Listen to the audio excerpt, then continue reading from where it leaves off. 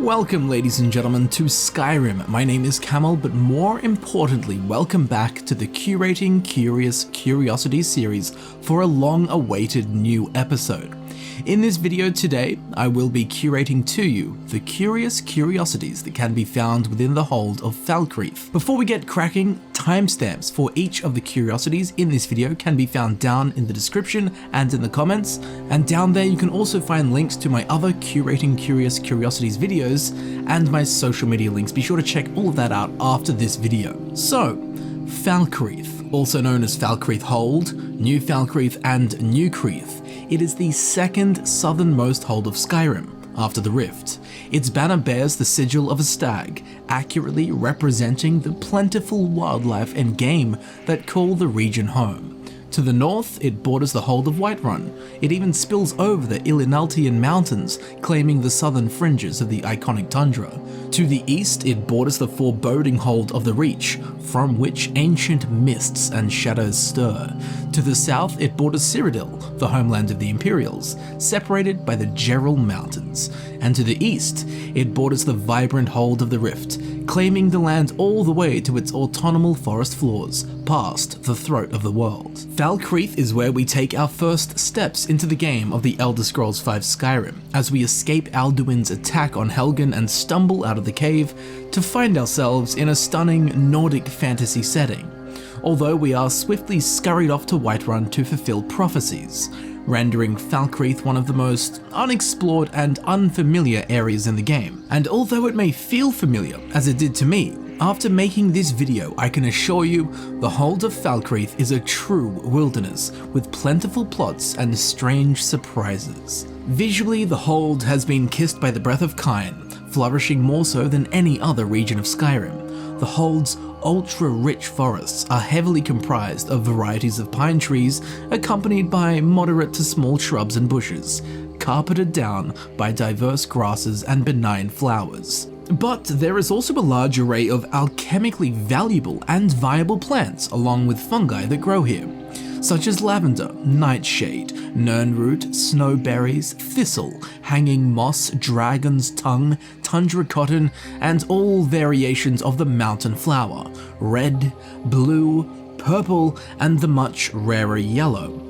Now, while not plants, we must mention the sporing local mushrooms that sprout in the damp wood-rot soil, those being Bleeding Crown, Blisterwort, Fly Amanita, Impstool, Mora Tapinella, Namira's Rot, and Whitecap. The climate that gave way for all of this flora to flourish so, along with the flora itself, has made Falkreath a haven for a bustling mixture of fauna, animals and creatures, minor, major, monstrous, and mythical. The thick rainforest is heavy with pine and pollen, attracting huge hives of wild bees, making honey an easy harvest within the hold. The fresh waters of Lake Ilinalta, both stagnant and flowing, are home to a fisherman's platter and serve as a natural piscina, with mud crabs, clams, Nordic barnacles, slaughterfish, salmon, Cyrodiilic spadetail, Abesian longfin, hissed carp, river betty, and silver-side perch populating the loch. Skating the water's surface, both variants of blue and orange dartwing can occasionally be spotted buzzing about their business. Both monarch and blue butterflies can oft be spied floating through the heavy, seasonless air of the less bothered bosks. Large numbers of pine thrush and rock warbler nests can be discovered nestled into stony crevices, making collecting their eggs easy pickings. Skeevers rustle through the undergrowth, foxes slink through the chaparral, as their wintry counterparts softly bound through the snow. Rabbits hastily hop between hedges, wolves hunt in packs claiming the brushwood. Deer and elk graze the verdurous seas and skip through the fairy tale forests. Frostbite spiders scuttle in the grasses, and bears roar in their honey-rich hovels.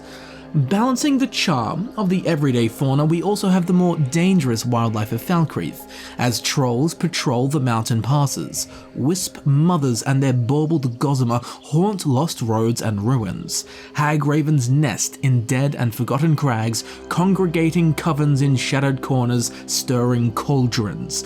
And of course, the elegant spriggans lurk in ancient glades and groves, protecting their precious hold of Falkreath from any who would intrude it, aka us. Now, while the flora and fauna are rich, so too is Falkreath's character, as it used to be part of Cyrodiil and the Colovian estates. Historically, it's seen many wars, ultimately granting it the largest graveyard in Skyrim.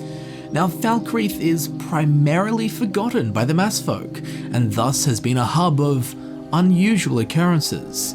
The combination of its small population and governance, its untamed fog-cloaked woods, and the unspecific yet undeniable ancient natural energy that hangs heavy in the air, have rendered the hold of Falkreath an attractive home for occult activity.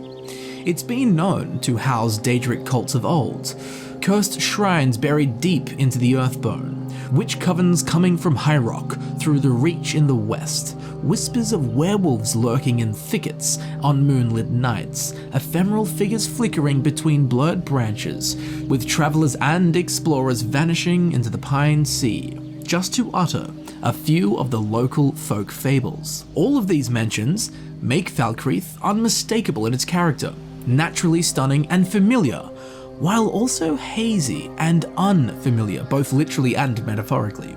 It fills our hearts with a sense of a beautiful mystery, unbeknownst to what lies over each flowered knoll, behind each towering tree, or through the thick pine mists that swirl timeless through the watching branches. It fortifies our imagination, awakening a primal lust for exploration and discovery. So with that handsomely detailed introduction, and without further hesitation, let's take a look at the curious curiosities to be found within the hold of Falkreath. For this first curiosity, we have the abandoned Hunter's Camp. As we can see on the map, this can be found right here where my character is currently located, just to the north of Haldir's Cairn. As we descend down into the lowlands of Falkreath, we'll spot a stony outcrop basking in the sun's rays. Erect upon it is a small, simple animal pelt tent, accompanied by not much else. A dead fire with not even a string of smoke to be seen, leading us to conclude that it's been likely more than a day since this was lit. Inside the tent, there isn't even a bedroll, again suggesting that whoever set this up did not plan on staying here for long at all. There is only a knapsack inside, which will contain some food, a book for reading, a health potion, and a change of clothes, along with some random level loot. Next to the tent, there is a wooden crate with 2 books resting atop it. One is the Snake Skill book, The Legend of Cratley House, a play detailing the ghostly Cratley family and how they died, authored by Baloth Cool. Now, the other book is one of great interest to us, a bear hunter's journal. Tracked down a small den of bears today. Their pelts are in fine condition and should fetch a good price. Going to set up camp for the night and kill the beasts in the morning. Hopefully we can get by on the few arrows we have left, or I may have to fall back on my blade. Well, we were correct. This camp was indeed temporary. However, I feel that if the hunter/hunters were so low on resources as they mentioned in the journal, surely they would have come back and collected their tent, their knapsack, their crate, and books. That doesn't seem to have happened, or is still yet to happen. So somewhere nearby we should be able to find whoever left this camp here. To find them, we'll have to go exploring in the local woods. Now, these hunters did make some mention of bears, and that is exactly what we've found. This is Honey Bear Cave, and as we can see on the map, it is located right here where my character is currently standing, to the northwest of Haldir's Cairn. Under this rock shelf lies a shallow cave in which 2 bears have made their home. The surrounding area is rich in native wild mountain flowers, which in turn has attracted swarms of honeybees, where they have built their hives in the neighboring pine trees. This is undoubtedly what attracted the bears to call this location home.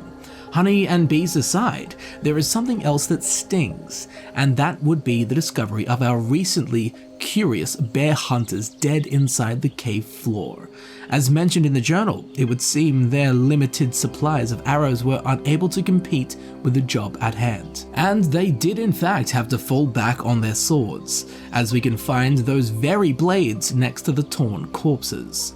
On their bodies, they are actually carrying huge supplies of meat, pelts, and other hunter-esque goodies, much beyond what we would normally expect to loot from a corpse. They are certainly holding onto much more than the bare necessities. Collectively, all of this stuff weighs in at hundreds of gold's worth of items, so it would be a disservice to leave it here. So be sure to pick their bones clean. Not literally, the bears will do that. Now, along with our fallen hunters, we can see the bears have freshly killed a deer. Further inside the cave we'll find more bones, those of game and humanoids, making these hunters not the first the bears have taken as victims. There are also some clusters of bleeding crown, a notable node for any aspiring alchemists. For now though, we'll leave the bears to their honey hole and move deeper into the untamed west of Falkreath. Soon we'll spot a great sight, the Shrine of Akatosh.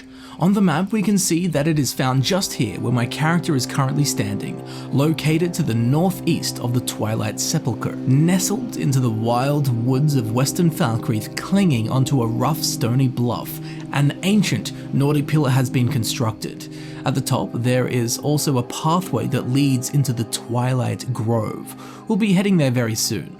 But for now, and this curiosity, at the end of the walkway we can find a shrine of Akatosh, the father of time and dragons, none more fitting for Skyrim. Surrounding the shrine are two plucked dragon's tongues, the flower, not the actual tongues of dragons of course, a solution of enhanced stamina, and two books, Olaf and the Dragon by Adonato Liotelli, and the enchanting skill book, A Tragedy in Black.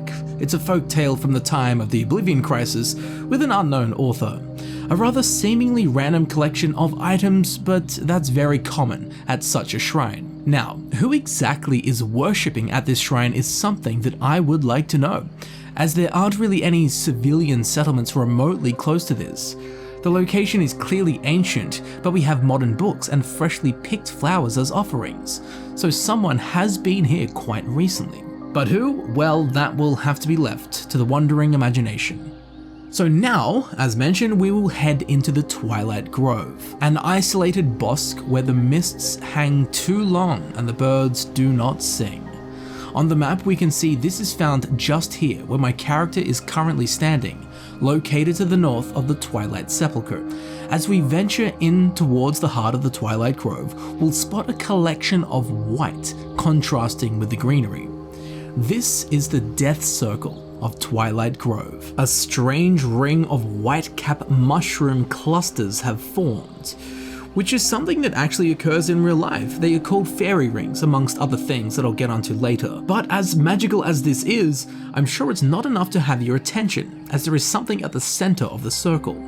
A bucket's worth of blood, a gory skull, a glass arrow, a staff of inspiration, and the archery skill book, Father of the Nibbin. It's a translation of the fragmented journal of Toppled the Pilot by Florian Jalil. It's a collection of goods that I can only call suspiciously random.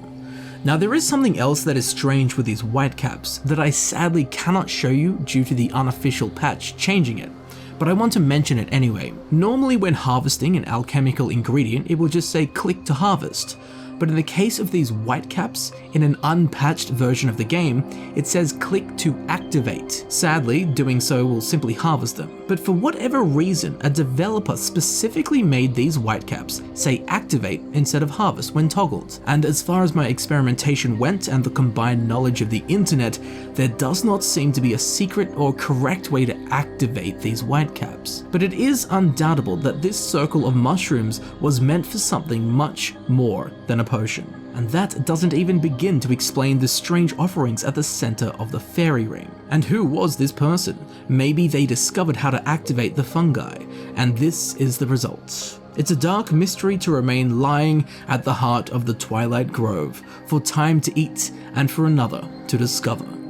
Now moving to the north, to the more open grassed glades of the central west, we will find the Toppled Tower. As we can see on the map, it is found right here where my character is currently standing, located to the north of Knife Point Ridge. Once standing proud, crowning this jagged tor, was a tower. To time, natural disaster, human interference or siege, it has now fallen, lying scattered and broken in the surrounding wilderness. Inside the main ground level area of the Toppled Tower, we can find 2 wolves who have claimed this as their den, guarding it with fangs bared and gargled growls. Beyond them, we can find the decorations of their abode, the bones of many creatures, mostly deer and elk, with a fresh kill slumped lifeless in the thick patch of weed and ground cover. There are a few sproutings of blisterwort lining the base of the walls too. There is also a chest here, which is rather interesting as it has its base against the wooden boards, which would have been the floorboards originally when the tower stood. Now vertical thanks to the toppling of the tower, so the chest has been placed in such a way as to tell us the story. A minor detail, but curious nonetheless. The chest will be unlocked and inside we will find a handsome sum of gold. Now if we walk around up the back of the tower, there is also a smaller upper level. In here we can find a hanging beehive, a cluster of blisterwort, and another chest. And like its partner, it will have no lock and contain only gold. Now considering the chests are rather well hidden and this area is guarded by wolves, dare I say they will remain lying in the Toppled Tower for many years to come. Ah yes, we'll be turning up the heat for this next curiosity as we have the Caravan of Cinders. As we can see on the map, it is located right here where my character is currently standing, found to the southeast of Knife Point Ridge. As we push through the dense woodland, we'll be given some respite by an open and sunlit prairie. We will immediately notice it is not just sunlit, but literally lit, with flames eating away at the victims of the blaze. Seems to be some kind of fire-filled misfortune, either a magic trick gone wrong as we see so often, or it could be the doings of a dragon. If we carefully weave our way through the burning patches smattered about the ground, we can take a closer look at the scene. There is a wagon which was being drawn by 2 horses. There are 2 humanoid figures charred to a crisp in seemingly random positions. AKA, it doesn't look like they were performing a ritual. There are also no signs of soul gems, staves, or sigil blazoned grimoires. The cause of this would appear to be something other than a magical mishap. Maybe this was done by a powerful rogue wizard, some kind of novice pyromancer testing their skills on some poor passers-by. Maybe, but what makes that unlikely to me is that in the back of the carriage there is a chest.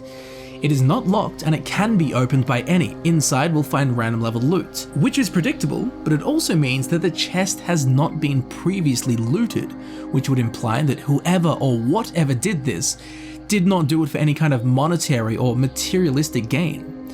The obvious conclusion at this point is dragon. As it flew above the hold of Falkreath, it spotted this caravan out in the open as they traversed the sloped dale. It swooped down and rained fire from the sky like a god. And while that is the most likely explanation, even this seems a little bit off to me. Surely if a dragon was going to kill 2 horses and 2 people, it would eat them, some of them, at least take their meaty corpses back to the lair for a snack for later. It seems a bit random for a dragon to burn a caravan for no obvious purpose or gain. Maybe the dragon was particularly vengeful. Maybe it wasn't a dragon at all. Perhaps it was the horses. They have been known to stir up trouble. Ultimately, I am unsure, but whatever did this appears to have had no motive and set it all aflame and left without a second thought, not taking coin nor flesh. Rather odd indeed. On a much less serious, although similarly confusing note, we have what I call the Lonely Stump. As we can see on the map, this can be found right here where my character is currently standing, located to the west of Hunter's Rest. Here in the middle of a particularly impervious weald, there is a singular tree stump, clearly the victim of felling. Someone came here and cut this tree down and took it away. That's a pretty normal thing, but it raises the question that led this to being in the video: Who cut down this tree? Oh, I know, it's one of the mysteries of the universe. Sure, we see trees that have been cut down in great numbers in Falkreath all the time, but they are always near lumberyards or mills, or in an area with a bunch of other trees that have been cut down. None of the above is near here. Not only that, but there is almost no human settlements nearby at all. Even the closest ones are more dwellings, hunter camps, rather than settlements. So why would someone decide to cut down a tree in this untouched area? Surely they'd start with the ones next to the path, or on the edge of the forest. It's strange to me that someone would walk into the dark heart of a dangerous woodland and cut down a random tree at the center. There is no real way of telling how recently this happened, but the concept itself, it's left me rather miffed and boggled. I'm just sitting here mulling my chalice of thoughts over why this happened. So rather like the tree, it's really left me stumped. Next up on our curious list we have a rather macabre find, the Altar of Blood and Bones. As we can see on the map, this can be found right here where my character is currently standing, located just to the north of Cracked Tusk Keep. Here at the edge of a grazeland glade, we'll spot a dead tree, at the base of which is an arcanely suspicious concentration of fog. Poking out of the ground are ancient Nordic stone pillars, in the motif of pale stone with green moss, unlike the darker stone we sometimes see. Standing guard and looking very annoyed about something is a necromancer, unquestionably up to something illegal. Behind him is something gut-wrenching. I've seen some sacrificial altars in my time in Tamriel, but this one in particular is pretty gory. Gallons of blood spilled and sprayed all over the stone cromlech, bones scattered about like they are dye in a back alley gamble. At the center of it all is an imperial woman who is quite clearly dead. No doubt, the necromancer was going to practice his magic on a fresh, untouched corpse. Perhaps even do dark things with her. I mean, we've seen necromancers do what you're thinking, and worse, such as Arundel in the north. Lest we forget what he did with the Draugr. Watch my video on him if you're unfamiliar, but let's just say it wasn't good and it involved a bed. But back to the Altar of Blood and Bones. Next to this nameless imperial woman, we can find an apothecary's satchel with alchemical ingredients tucked inside. We can also find the Conjuration Skill Book, 2920 Volume 10, Frostfall. It's the 10th book in a historical series about Vivek and the Empire, authored by Karlovac Townway. There are also 2 bubbling elixirs, neither were good news for the Imperial. We have a potent aversion to magic poison and a lingering poison. Both no doubt were used on the woman to kill her, and make her more susceptible to the dark necrotic magics of the necromancer. And by the looks of things, she is not the first victim. On her corpse, we cannot find anything of interest. We should definitely leave this place, and if you are unfortunate enough to find yourself here, be sure to kill this necromancer. Next up, as we head north, we'll find Ruins 1. As we can see on the map, this can be found right here where my character is currently standing, located to the northeast of Bile Gulch Mine. Throughout Falkreath, we will run across many small clusters of ancient ruins. Individually, they don't fulfill our lust for discovery too much, but altogether, I think they paint a much greater picture of the histories and ancestry of Falkreath. So we will always stop for a second and take a look when we do run across them. These ruins here lie broken and worn, moss-covered and weathered, bearing curved engravings of an archaic Nordic civilization. There's one giant lump of stone and 3 pillars. That's all that remains of whatever this once was. Now it's just a graveyard for stories and tales lost to time, the hungriest of the dimensions. For this next curiosity, we have the Rainbow Mushroom Ring. As we can see on the map, this is located right where my character is currently standing, found just to the northeast of Bile Gulch Mine. Here we will find a much more Disney-esque version of the white cap death circle we found earlier. There is a huge fairy ring comprised of 5 species of mushroom that grow in Falkreath Hold. It is made up of 4 bleeding crown, 2 blisterwort, 4 fly amanita, 4 Namira's rot, and 3 whitecap. As mentioned before, this actually occurs in real life and is known as many things, including mushroom ring, mushroom circle, toadstool circle, fairy circle, elf circle, pixie ring, and pixie circle. Take your pick. Now, while we are presented with this gorgeous chromatic halo of blossoming spores in game, in real life, the ring is comprised of only one species of mushroom and not multiple, especially not 5 as we find here. And it actually oftentimes acts as a life sap on the central pasture, in many cases leaving a necrotic scar on the soil where nothing will grow, as the mushrooms drain the life from the inner ring, absorbing all of the nutrients for themselves. Luckily, that is not the case for this particular rainbow mushroom ring here. So, could it be the mushrooms in Skyrim actually work together in some kind of symbiosis, helping one another grow? That certainly wouldn't be the strangest thing we find in the games. Regardless of what caused it, or how this happened in the first place, the complete prismatic arc of these sporing fungi is beautiful, and quite a sight to behold for any explorer who happens to stumble upon it.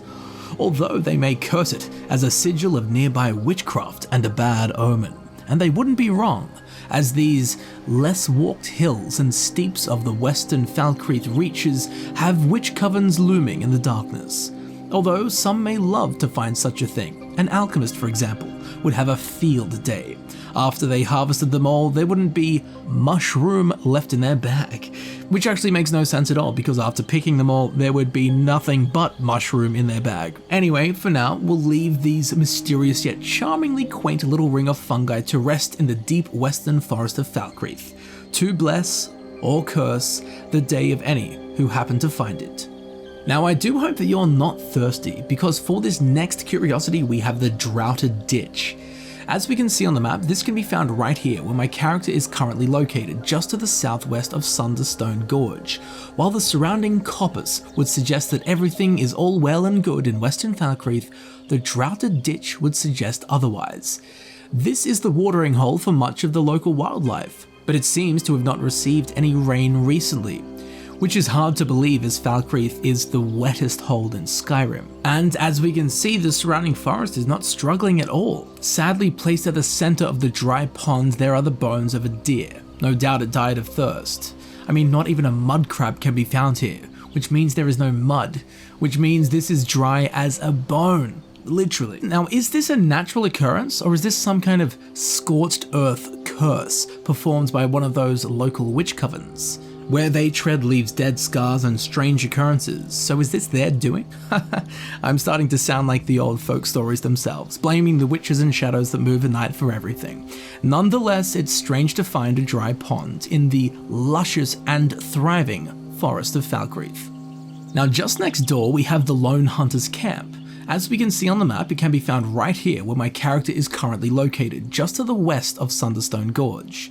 Now, as the name implies, here we will find the camp of a single hunter, a Red Guard woman. Regardless of that, she seems to have set her camp up here right next to the watering hole for the animals, except the watering hole is the Droughted Ditch we just came from. Now, normally this would be a great place to wait for game, as all of the animals need to drink at some point, so you set up camp next to the watering hole and wait. Sadly for the hunter, the water is gone, and she'll have to move camps eventually.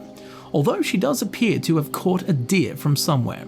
Despite the fresh meat, she has her fire raging and some baked potatoes cooling down in a bowl. There is a stack of firewood with her bow and arrows resting on it. She also has a sack full of food. Inside her tent is a single sleeping roll, suggesting that she is in fact out here all alone. And kudos to her for that, as these parts are not patrolled and quite frankly a little creepy. She has a chest that is locked and it will be considered stealing if we choose to open it. It will contain random leveled loot, of course. And while it is all pretty normal, the strangest part for me is the fact that she is standing on a sitting stump. Whatever she's up to, we'll leave her to it. She seems to be enjoying herself. Next up, we have more of what we spoke of earlier. Ruins 2. As we can see on the map, this can be found right here where my character is currently located, just to the southwest of Sunderstone Gorge. Cloaked in thick grass, we'll spot some ancient ruins filling the blank meadows. Interestingly, there appears to be a little pathway through the ground cover. Perhaps it's an old road that isn't used anymore. Maybe these ruins used to be some kind of road marker, lining the sides leading the way to somewhere now forgotten. With so little to work with, we really can't say, but we will keep the thought at the back of our minds as we stumble upon more in the coming minutes and hours. So as mentioned earlier on in the video, in the north, Falkreath actually takes claim over a very thin slice of the tundra most commonly associated with Whiterun. This is where we can find our next two curiosities. Firstly, if we head along the main road to the west towards the Reach, we'll spot a big white lump in a ditch by the road. This is where our next curiosity begins, the Pot Peddler's Misfortune. As we can see on the map, it is found just here where my character is currently located, just to the north of Sunderstone Gorge. And what is this white thing? It's a dead horse, with no obvious cause of death. It's just lying in the dirt with no clear signs of where it came from or how it ended up here. But if we head a little further along the road, we'll get somewhat more of a full picture. There is an overturned cart, a dead male Khajiit lying face down in the dust, black iron pots and pans scattered on the road, along with some wooden bowls. Inside the cart we can find more kitchenware. Now it would appear that this guy was doing something quite illegal. He was a pot dealer. Oddly, he may have also dabbled in selling hats too. As he has a hat on his head, there's a hat on the ground next to him, and there's another hat inside the cart. Oh, and there is a broom too, but we'll sweep that aside. So all in all, it's a strange and seemingly worthless collection of items, which might fortify the thought that he was robbed and killed, or killed then robbed, whichever way, and the perpetrators relieved him of his more valuable items. That sure could be the case. Now on the Khajiit's corpse we can find the speech skill book A Dance in the Fire, Volume 7. It's the recount of a clerk's adventures in Valenwood by Worgen Yarth, a valuable tome that was not looted, which weakens the robbery theory a little. What's kind of weird though is that on the road next to this mess are two laid and set bear traps. Now it's important to remember the fact that they are laid and set. They have not caused any damage yet. So, they played no part in the Khajiit or the horse's death. Whether they were put down by the Khajiit in some kind of terrible attempt at self-defense, or perhaps they were set by the murderers in an attempt to injure the Khajiit and the horse. Perhaps they were set by the murderers after they killed the Khajiit and the horse, as to trap and wound anyone who stopped to inspect such a scene. Whatever the case may be, it is a little odd. Also, assuming the horse belonged to the Khajiit, how did it die? I mean, there's no signs of blood or anything of the sort, and also how did it end up so far away from the Khajiit? It would make sense if it had tried to run away, but fell from loss of blood caused by great wounds, but as far as we can tell, that's not the case. There's no blood, there's no wounds. Maybe it's alive and just horsing around. Whatever happened here, it is odd, and appears to have no loose ends that we can tie up. We'll just have to leave them loose for the next poor fellow to trip over. And for the second tundra-bound curiosity, we'll need to head along this same road but to the east. Eventually, we will find a small dirt pathway leading south into the mountainous wall. This is where we can find our next point of interest, and one that made me very happy. On the map we can see that it is found right here where my character is currently standing, found just to the north of North Brittle Shin Pass. Here there is a cairn with a sprouting of lavender growing from its base. Next to this is a huge felled tree, now covered in lichen and ivy. One's death is another's life. And this is it. This is what made me ever so happy. I'll get into why in a minute, but for now, let's take a look at the base of the tree. And would you look at that, it's hollow, like hundreds of others that we can find. But, unlike the others, this one actually has a little present for us inside it. Hiding in the flaming scrub and brush, sitting there is a tiny little iron container, a strongbox. It will be locked and will require some convincing to open. Inside we'll find jewelry and gold, and while it's less romantic, it is no doubt the result of random level loot. Now, the reason this fulfilled me in some part is because in the Elder Scrolls 3 Morrowind, there were tree stumps, logs, fallen branches, hollows, bushes, all that stuff, but there were about 15, 20 or so that I know of that have little treasures tucked away inside them. Stacks of gold, potions, skulls, jewels, enchanted weapons, notes, strange, cursed objects, all of these exciting little presents for anyone who went out of their way to explore an area. And then came Skyrim. Now I've looked in every stump, bush, tree, fallen log, hollow rotwood, all of it, and never once did I find a damn thing. Some of them were the locations for treasure maps where the treasure chest would spawn, but that would only happen if you were carrying the matching treasure map. You couldn't just accidentally stumble upon it. This here though, this counts. I have finally found not only something, but something worthwhile hidden away inside a log in Skyrim. Not only that, but it's one of two in this video. So let's get cracking on, shall we? We will now be heading back over the Ilinaltian mountains to the more familiar forests of Falkreath, where next to the torrent that flows from Lake Ilinalta to the west, we'll find a small ledge, overhanging the gushing stream below. As we can see on the map, this can be found right here, where my character is currently standing, just to the east of Anissa's cabin. Here, nestled in the stone corner of this barren ridge, we'll spot some old bones in a pile. These are the remains of a deer, which is fairly common in a hold such as Falkreath.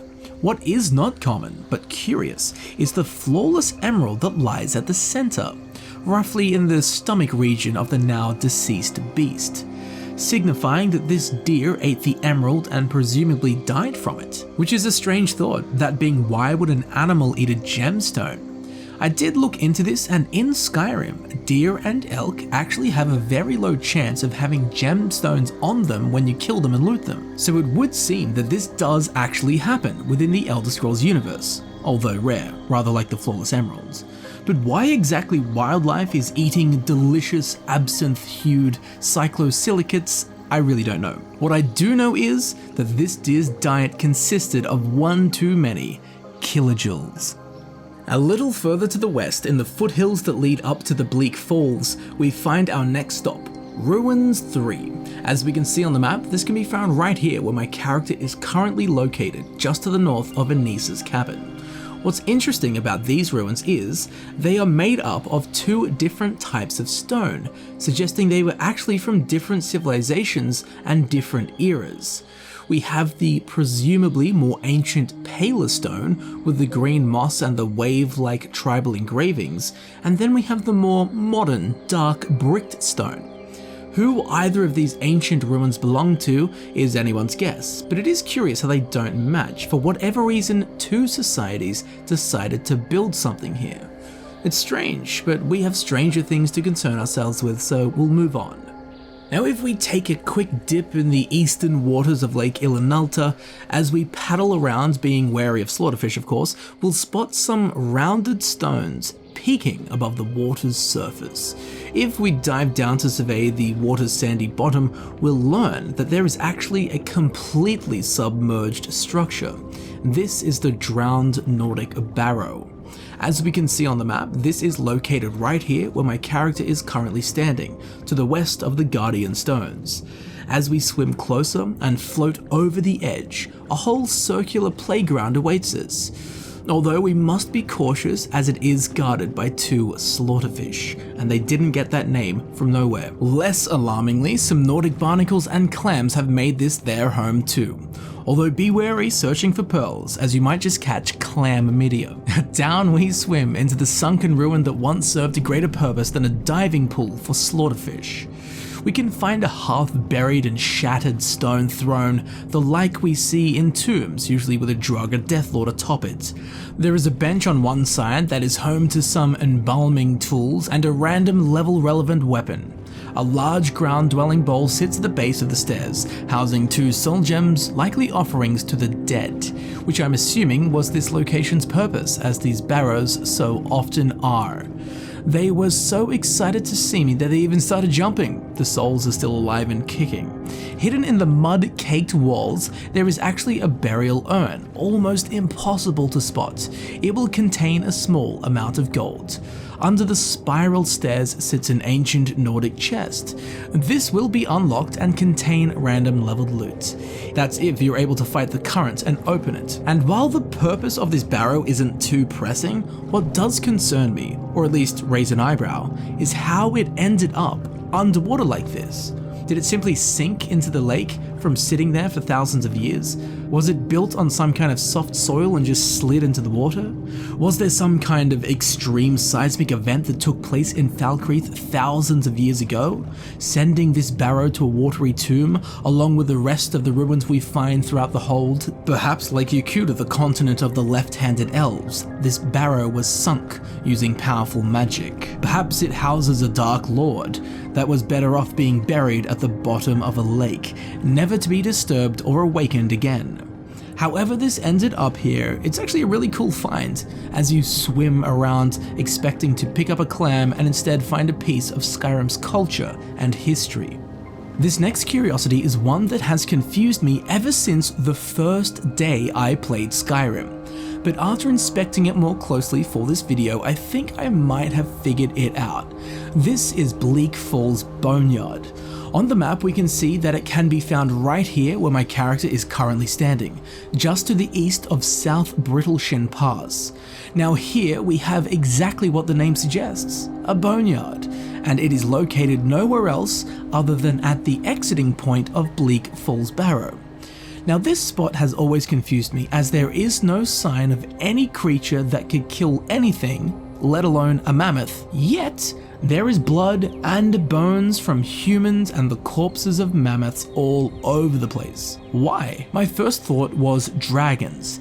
This must be the doing of a dragon. What else can do this to a mammoth? Well, firstly, that's a bit off, because mammoths don't live in Falkreath to begin with. At least not now. I mean, maybe thousands of years ago. Perhaps they once did and these are their remains, or maybe a dragon carried them here. Now, given the age of the bones, I'd say it wasn't a dragon, given that the dragons are just awakening now. I'd expect the mammoth remains to be much fresher, meatier and bloodier than the bleached bones we find here. Maybe it was some kind of graveyard that giants once used for the mammoths. Maybe, but there are fresh, bloodied human bones here too. So something has been killing, and killing recently. And the area the bones are spread across is pretty big too. It's not a small pile under a tree, it's a literal boneyard.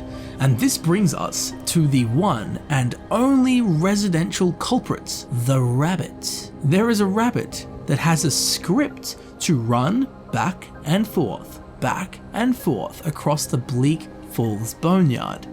Now this is not him randomly running around and happened to be here when I was filming. It's been scripted to stay here and run around the area, protecting what I can only assume to be its feeding ground. Now, while this notion may seem ridiculous, and it is, a rabbit taking down mammoths and humans alike, you may see where I'm going with this one. I do believe this to be a reference to the rabbit from the movie Monty Python and the Holy Grail, in which there is a rabbit which can slay legions of men and fell any great beast, and has been referenced in modern gaming culture often. Now, while that may or may not be a valid explanation of what's happening here in Skyrim, it's the best one that I can come up with, and it matches the ridiculous nature of the original rabbit it's referencing, if it is referencing that rabbit, of course. I mean, a killer rabbit protecting its slaughtering grounds, ready for any holy knights on divine missions. But maybe not. It's just a hunch, or hutch in this case. Moving further west along Lake Ilinalta's shoreline, we'll soon break through the tree line and be met by a pier, the rotting Pier. As we can see on the map, this can be found right here, where my character is currently located just to the south of Brittleshin Pass.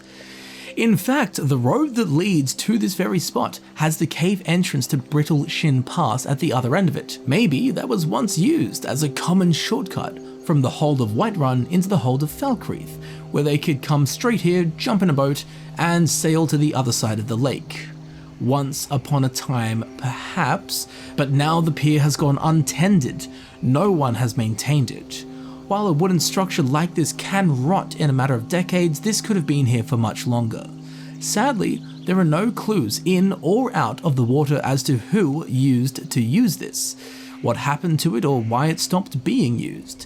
It might have been destroyed intentionally, or more likely, just faded away with time, like everything else does eventually. The watery end of the pier may have fallen victim to that same soft lake sand that drowned the Nordic Barrow that we just came from. Over time, it's got lower and lower, bending and warping to a slow, crumbling destruction. Whatever happened to the rotting pier, it is a relic of a more prosperous time in Falkreath's history. Heading yet further west a quick mile yonder, we'll come across our next curiosity, if our eyes are sharp enough to spy it hiding. This is the gift of Frost Crag. As we can see on the map, this can be found right here, where my character is currently standing, just to the north of Ilinalta's Deep. Here there is an icy crag that channels cold, howling winds between Falkreath and Whiterun. If we follow the striking snow gales, whipping white and biting through all manner of clothing and armor alike, there will be a small grassed corner in the stone, where we can indulge in some respite from the elements. But as we sit, we'll notice we're not alone. There is a gift of the Frost Crag, an old and rather clandestine chest tucked away for none to find until we came along. This chest will be unlocked and contain, you won't believe it, random leveled loot. This was likely dropped here by thieves trying to nestle their plunder into a seldom seen crevice in the mountainside. Assuming that is how it got here, they never came back to retrieve it, luckily for us. Heading further to the west, we have the Lonely Fisherman. As we can see on the map, this can be found right here where my character is currently standing, located just to the northeast of Moss Mother Cavern. Hiding in the northwestern corner of Lake Ilinalta, we will discover a small fishing camp, which has been set up on the edge of this thriving lake for obvious reasons. Manning the encampment is a single, lonely fisherman sitting on a rock overhanging the monstrous loch. He's just peering vacantly into the bedraggled barrel-edge waters of the swollen basin before him, contemplating life, the universe, and fish. Ignoring the fisherman for a moment, and hopefully permanently, we'll see his boat has been dragged up onto the pebbled shore. Inside are some sacks of food and his fishing rod, which is used for, I'll let you guess. Hanging on a drying rack are a selection of fresh, juicy salmon being hung and dehydrated for what I assume to be some kind of preservation technique. Because there's nothing I like more than sun-heated, leathery, raw, dried-out salmon. Nothing gets my mouth watering like that. And apparently the springtide climate of Falkreath has rendered his fire pit irrelevant during sun's wake hours. Against the bank, he has his tent set up. Surprisingly, it's made of animal pelts and not dried salmon skins. Inside is a single bedroll and his knapsack. It will contain some fishy items, aka random level loot. It will also be considered stealing if you do so choose to touch his bag uninvited. Now next to the bedroll, we can too lay our hands on the one-handed skill book, Fire and Darkness, a recount of the history of the Morag Tong Assassin's Guild by Ingil Gorming. And that's about that for the Lonely Fisherman, although I did conjure a thought. The one-handed skill book inside his tent made me think about how many hands are used for a fishing pole, and I would imagine most people would agree when I say 2. So, in the Elder Scrolls 6, can we get a fishing rod perk in the two-handed skill tree, like we got unarmed / hand-to-hand in the heavy armor skill tree? Just a nice little singular perk. I think that'd be cool. Catch double the fish, something like that. Look, I wouldn't be mad. I think everyone that used it would get hooked. Glancing a strong spear's throw to the west, we have our next location. Ruins 4. As we can see on the map, this can be found right here where my character is currently standing, just to the east of Moss Mother Cavern. In this general area, scattered explosively in a large radius, we'll stub our toes on large ancient Nordic ruins, camouflaged in the thick ground cover like traps in a tomb. Collectively, their form and placement doesn't seem to have any particular shape or story conveyed forthwith. Like the rest, it's all a little too old to truly piece together their purpose or any story surrounding them. Although, the proximity to the road makes me think that they may have acted as some kind of road marker, kind of like how in modern Tamriel we use lamp posts or something of the sort. These ruins may have acted similarly, but that is just speculation. For now, we'll leave them to rest in the fern and sedge. A short walk further into the glaucous groves of Falkreath's heart will uncover our next curiosity. As we can see on the map here, this can be found right where my character is currently standing, located just to the northwest of Half Moon Mill. At the peak of a gentle rise in the land, we'll spot a cairn at the base of a great pine tree, garnished by a burgeon patch of mountain flowers. A tattered and weathered faded bolt of linen flaps in the zephyrs that blow through the coppers. A tranquil sight, or at least it is until we look down to the foot of the stone mound, where we will find a dead male Dunmer, a bloody dagger in hand and a coin purse sitting on the rock he lies next to. On his corpse we'll find nothing of interest. Now we have already seen this guy in my video about the true darkness of Half Moon Mill, but we'll run over the concept here again. So is this his blood or another's? Well, the fact that he's dead as a Dwemer makes me think it's his. He is also a Dunmer, a dark elf, who traditionally have a skin that is of a grey/bluish hue. While there are lighter skin variations, this particular man has a suspiciously porcelain complexion, as if all of his blood has been drained from his body, which is rather coincidental, as two vampires live nearby, as you'd already know by watching my aforementioned video on Half Moon Mill. My thinking is that he is a victim of their feeding. He was sucked dry, murdered, and dumped in the bushes to be forgotten. A fleshy husk, the waste remains of a delicious meal, a succulent Dunmer meal. So now after that find, our blood's pumping, unlike that guy's. We better cool off in the brisk, viridian waters of Lake Ilinalta. We'll need to jump in and snorkel from the water's edge a dozen fathoms or 3. As we can see on the map, where we need to be is right here where my character is currently located. Once we have paddled out to this spot of the water's surface, we will need to take a deep breath, or use water-breathing magic potions, enchantments, or be an Argonian, as we'll need to dive down under the water. So with our breath held, eyes wide, but focus narrow, we'll glide through the Hypolimnian, the cold bottom waters of the lake, and search for what has been lost. Brushing aside the entangling fields of burnt chartreuse-hued sea kelp, we'll soon notice some large rocks sitting on the riverbed. Between them are familiar yet hard to place shapes and forms that will slowly reveal themselves to us as our proximity tightens.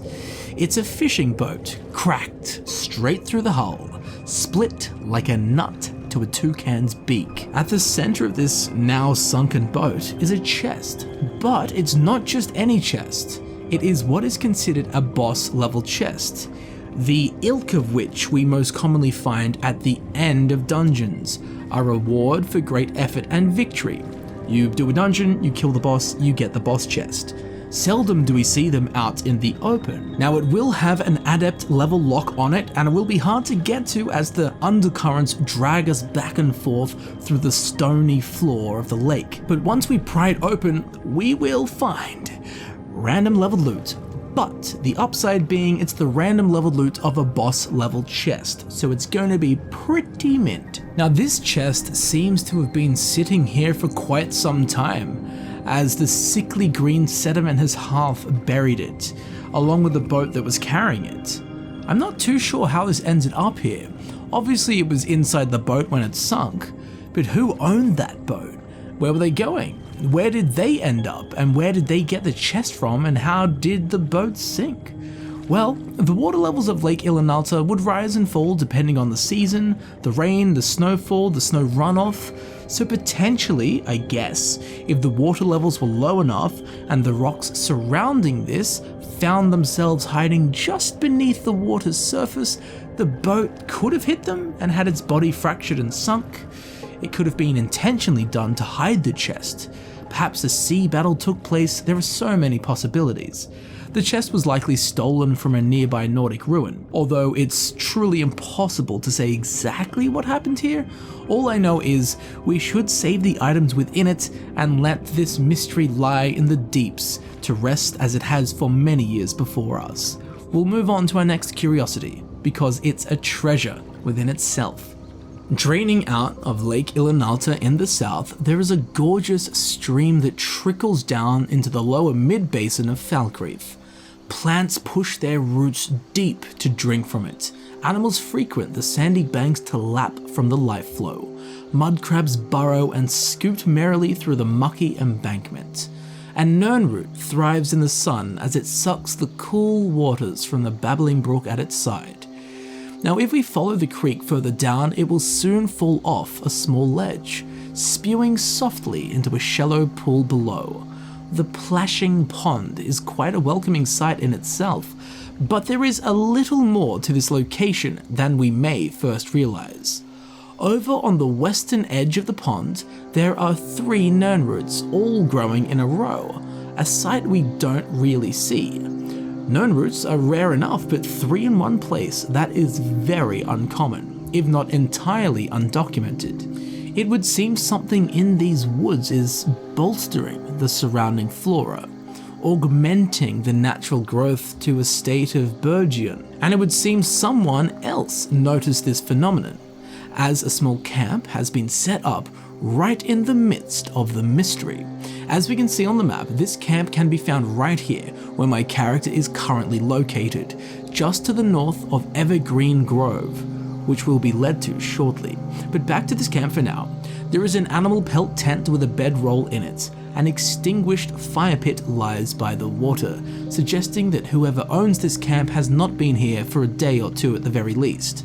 Hanging above and sitting beside the fire are 2 cooking pots. One contains lavender, which is a kind of weird thing to cook. Maybe they were making a tea, maybe they're an alchemist.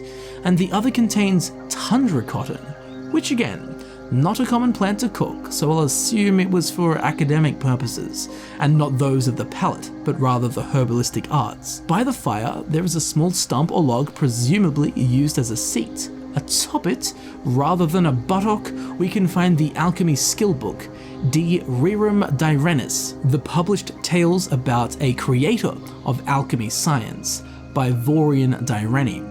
The subject of this book fortifies our hunch of an alchemist at work here. Rubbing shoulders with the tent, there is a large wooden crate surrounded by sacks bearing basic foods. Atop the crate, we can find an apothecary's satchel, which will contain a variety of alchemical ingredients. With it, there is a small diary-type book, the Journal of the Mushroom Grove Alchemist. And it reads, "Setting up camp here near this mushroom grove. Interested in seeing what exactly is causing their enhanced growth in this area. Today I'll be heading to see what kind of effect the mushrooms and nearby Nirnroot are having on the ecosystem downstream." Now the author makes mention of a mushroom grove, and sure enough, if we take a good Captain Cook around the encampment, we'll spot tremendous clusters of the local fungal species, Bleeding Crown. And while we can find these mushrooms throughout Falkreath Hold in various dark corners, the quantity and density of these particular agglomerations of Bleeding Crown are unusually crowded, rather like the Nirnroot that we found by the water. So it would seem that there is something altering the fertility of the domestic vegetation. Luckily, the curious nature of this find does not end here. As the alchemists noted in their journal, they were going to head downstream to inspect the effects of this unique, flourishing ecosystem. So all we need do is follow suit. So from our beloved pool, we'll track the Elfin Anabranch deeper into the dense lowlands of Falkreath. Shortly, the freshet will cascade softly down a pint-sized escarpment, naturally crafting a beautiful little waterfall that pours into a swollen billabong. The stagnant waters brew a sack's hue and emit a subtle, mystical haze, and it also presents to us a handful of strange things to inspect. First and foremost, I think we'll agree that we have found our alchemist. At the center of the pond, there is an ancient Nordic altar, often used for sacrifices, which either makes this guy's placement extremely coincidental or extremely suspicious. We'll get back to that in a minute. Now on his corpse we can find his clothes, a potion and some alchemical ingredients. Notably rare ones too, Nirnroot and vampire dust, not something you pick up every day. Now next to him lies the alchemy skill book, Manamako, King of Worms, a biography of Manamako, the leader of the necromancers, in verse written by Horacles. So anyway, how did this alchemist end up dead? Well, we too better tread carefully, as patrolling the bordering woodland is a number of spriggans, weaving casually from trunk to trunk, shrub to shrub. No doubt the spriggans are responsible for the alchemist's death. He wandered down here, stepped into their home, and they swiftly ended his life. Now what's odd to me is that in his diary it makes mention that he found the flourishing Nirnroot and the bleeding crown upstream at the camp, and wanted to see how this was affecting the ecosystem further downstream. If that theory were correct, then it would be the Nirnroot and the bleeding crown upstream that has caused this lower region to become a royal glade and glen for the spriggans. Whereas, I believe, the spriggans are responsible for the oddly vivacious Nirnroot and bleeding crown that we found upstream and not the other way around. I believe the spriggans boosted the growth of the local flora, injecting verdure. But there is another question that lies unanswered here. This tepid basin isn't unaffected by the hands of man, as we'll spy ancient Nordic pillars emerging from the water's surface. Hidden within the thick blossoming undergrowth around the shoreline, we can also find huge carved stone faces, matching the motif of the ancient Nordic architecture. And of course, we have the sacrificial altar at the middle. So, this area at some point held some form of significance to an ancient Nordic culture or civilization, where they seemingly performed sacrifices, or at the very least presented offerings of some kind here, hence the circular pillars and the cromlech at the core. But where this becomes interestingly odd is the heavily suggested plot that the spriggans killed the alchemist and then placed his corpse on the sacrificial altar. Now, did the spriggans observe and mimic rituals and traditions from the civilizations that previously constructed and used this site? Or perhaps the spriggans even know what they're doing, offering up corpses of locals and travelers to Cairn in exchange for divinely charged green thumbs, so they may alter and reshape their grove and its surrounding woodland. It is a strange thought indeed, the spriggans adopting ancient Nordic rituals and ceremonies to gain blessings of a divine, but the evidence appears to all be here. I'm rather interested in what you think about this one, but for now though, I feel we should leave this place, as it's not good for anything but the plants. Ah yes, now our next curiosity is quite a special one. As we can see on the map, it can be found right here where my character is currently located, just to the southeast of Evergreen Grove. As we descend into the deep, dense low woods of the Falkreath hold, a break will reveal itself through the trees. At the center of this basking grove, we can find an elk. Now, if we approach it, something very special and actually unique will happen.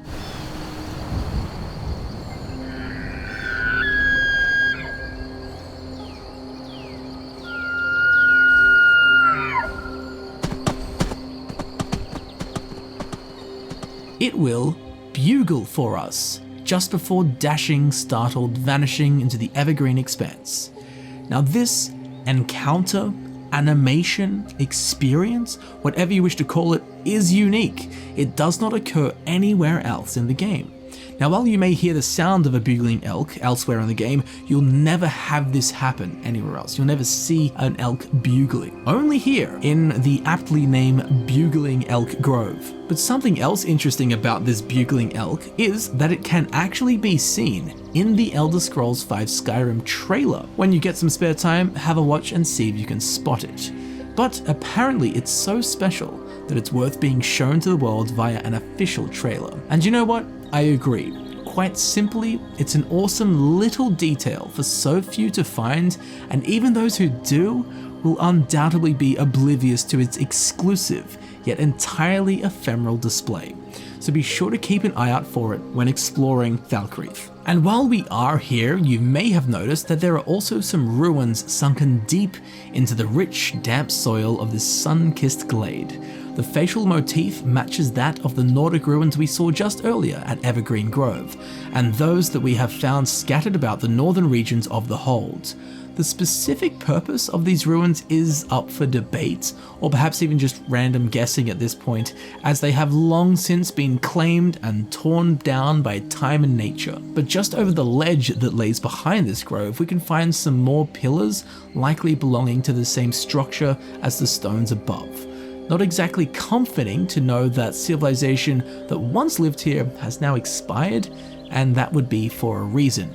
It renders the otherwise pretty forest a little bit haunting, which, as we've learnt throughout this video, it is a pretty scary forest. For this next curiosity, we'll have to head down to the deepest depression in the land, the point where the backwoods lean and meet. As we can see on the map, this next location can be found right where my character is currently standing, just to the south of the roadside ruins. Here is a basin, swishing and swaying in dense pine, clumping together, spinning a web of fondling fronds. At the base of the trees, where the loam has crumbled away, revealing the root and rock, miniature bluffs have spawned, forming tiny gullies and the crevices into the side of the soil wall. In the deepest crack that we can fit through, behind a small alpine shrub, we'll see there is a little heath-like collection of plants and ground brush at the back. An easily overlooked sight. But if we peek just a bit closer, we'll find something rather familiar staring back at us, an iron helmet, which, as we know, is most commonly associated with the Dragonborn themselves, as it is the very same helmet that the player character wore in all of the Skyrim marketing. Now, those specifics don't really matter, but it's really quite a double take moment as you stare deep into the scrub and stem, only to then suddenly see your own old friend, the Iron Helmet, sitting there in the middle of actual nowhere. Now, how exactly this got here is a strange query to attempt to answer, given there's no bones, there's no body, there's no notes, there's no weapons or other armor, there's no items at all. There's nothing. It's just completely lost and alone. I mean, it literally leaves us clueless. There are no clues. All we can do is build a tale around it with our imaginations. Although, I do recall we did find something exactly the same as this in the Hold of Whiterun, an iron helmet hiding away in the thick tundra flowers at the base of a cairn, with an identically mysterious past and present, homeless and originless. But for this particular iron helmet, I have to say, it's well hidden. It's hard to get your eye on the helmet. For our next discovery, we'll need to head back north to the lake that feeds the whole Hold, Lake Ilinalta. Once here, we might just spot a wooden pillar piercing the water's surface. An odd sight indeed, but if we swim closer for a more thorough inspection of the out-of-place find, we'll see that it has rungs climbing up one side. It would seem that this is a ship mast, and the crow's nest atop it has been lost. As we can see on the map, this can be found right here, where my character is currently floating, just to the south of the Ladystone. Naturally, we will have to take a look under the water. Down here, we'll be met by a sight I'm sure none of us were expecting to see. A huge ship, split in two, sunken and left to a sandy grave at the bottom of the lake. We will definitely have to dive down and see what we can find.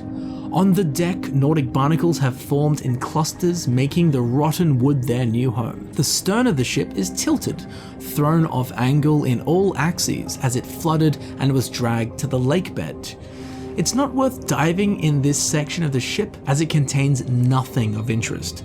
There's a few wooden crates and a few barrels, none of which are lootable. They only play as a hatchery for slaughterfish spawn.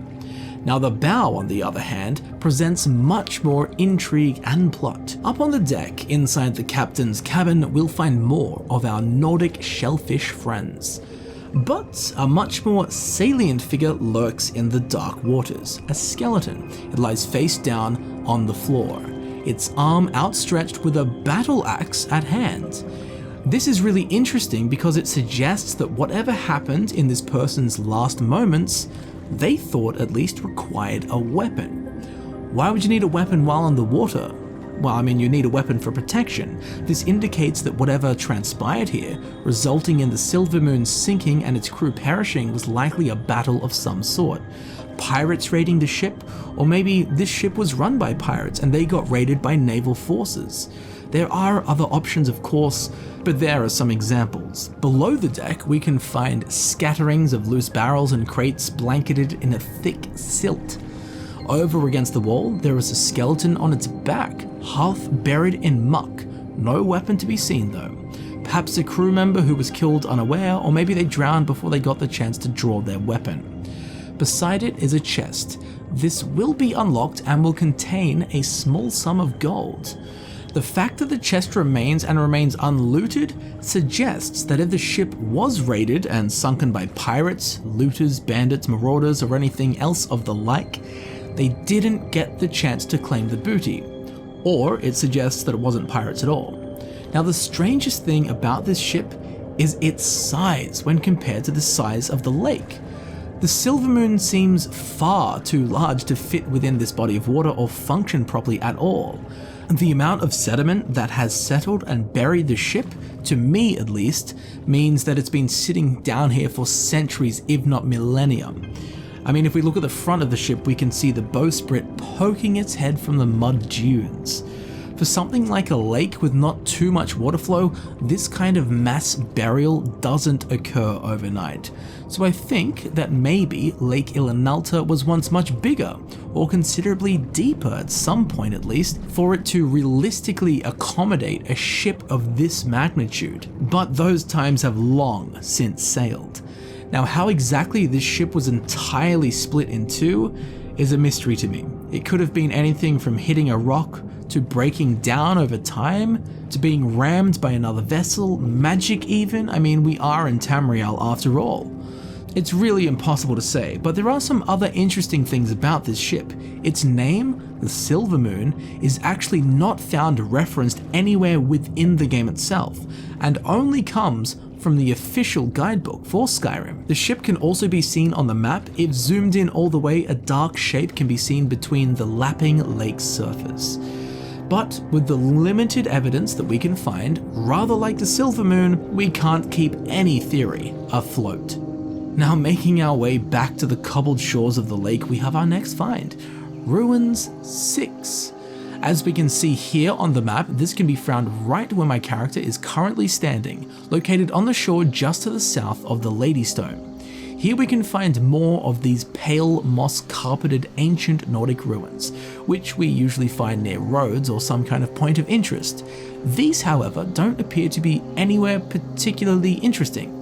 Perhaps it once marked the docking, mooring, or landing point for vessels aquatic in nature and design, such as a boat. Whatever they are doing here, we'll leave them to it. Now we'll be moving ever so slowly back into the myrtle green vale of Falkreath, where a misty clearing in the woods makes itself apparent, the Haunted Bone Orchard.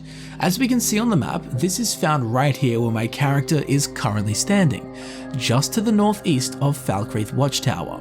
One of the first things we'll notice is that this area is protected by two skeletons who walk around patrolling and keeping watch with their smouldering cerulean eyes. They are wielding ancient Nordic weapons, suggesting that they were once native Nords of an era long past. At the center of the clearing, there is an arrangement of weather-polished stones, piled into a swollen cairn in the middle. Surrounding it are 6 graves, appearing to be ancient as they do not possess a masoned headstone as one would expect in modern-day Tamriel. Such a sight I do not recall ever seeing in the Elder Scrolls V Skyrim before. They are all nameless, and possess no extra information for us to digest. Nightshades sprout merrily around the tombstones, fittingly, as they are a plant often associated with death. Rather curiously though, on one of the graves lies 2 sprigs of lavender and 1 purple mountain flower, both freshly picked and laid to rest on the grave mound, a custom that we see in real life. But the reason it's particularly interesting is that it means someone has come here very recently and placed them down. But whoever did this also appears to have entirely bypassed the threat of the skeletons. I mean, there's no blood, there's no corpses, there's no suggestion of a conflict, so perhaps whoever this flower bearer is controls these skeletons and has resurrected them specifically to guard the site, which, as we know by them laying flowers here, clearly holds some kind of sentiment. I mean, there is a necromancer to the south and vampires to the west quite nearby too, and they could have had something to do with this oddity. Nonetheless, we'll leave the skeletons to their thing. We do not have any bones to pick here. Moving ever so merrily to our next site of interest, we'll come back to the lake, to Honeyfish Island. As we can see on the map, this can be found right here where my character is currently located, just to the south of Brittle Shin Pass. Here on this tiny little dot of land in the big old blue, we can find a fisherwoman's camp. A campfire billows away, keeping the dusken chill of the fishmonger.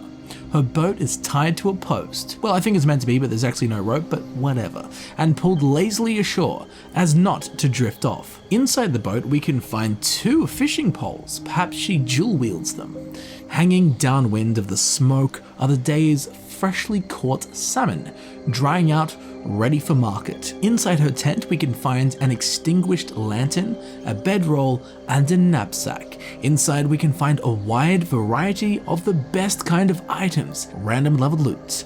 Although be warned, it will be considered stealing if we do take something from her knapsack.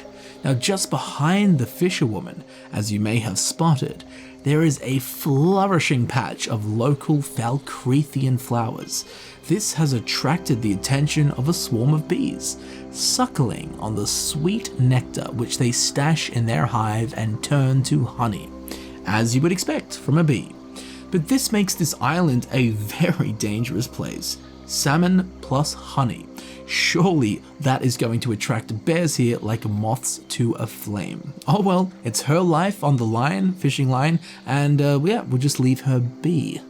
Now, while wandering the road that traces the southeastern shore of Lake Ilinalta, we'll spot a small trail leading to the south into the woodland. A short walk up here and we'll find our next cursed curiosity, the Skull Collector.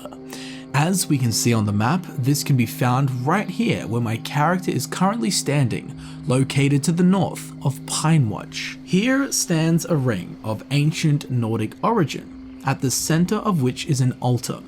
Standing nearby and clearly up to something is a female necromancer, a fiddler of death. Now around the outer circle, nightshade grow, subtly hinting death if you didn't catch the drift with the hecatomb of human and mer bones.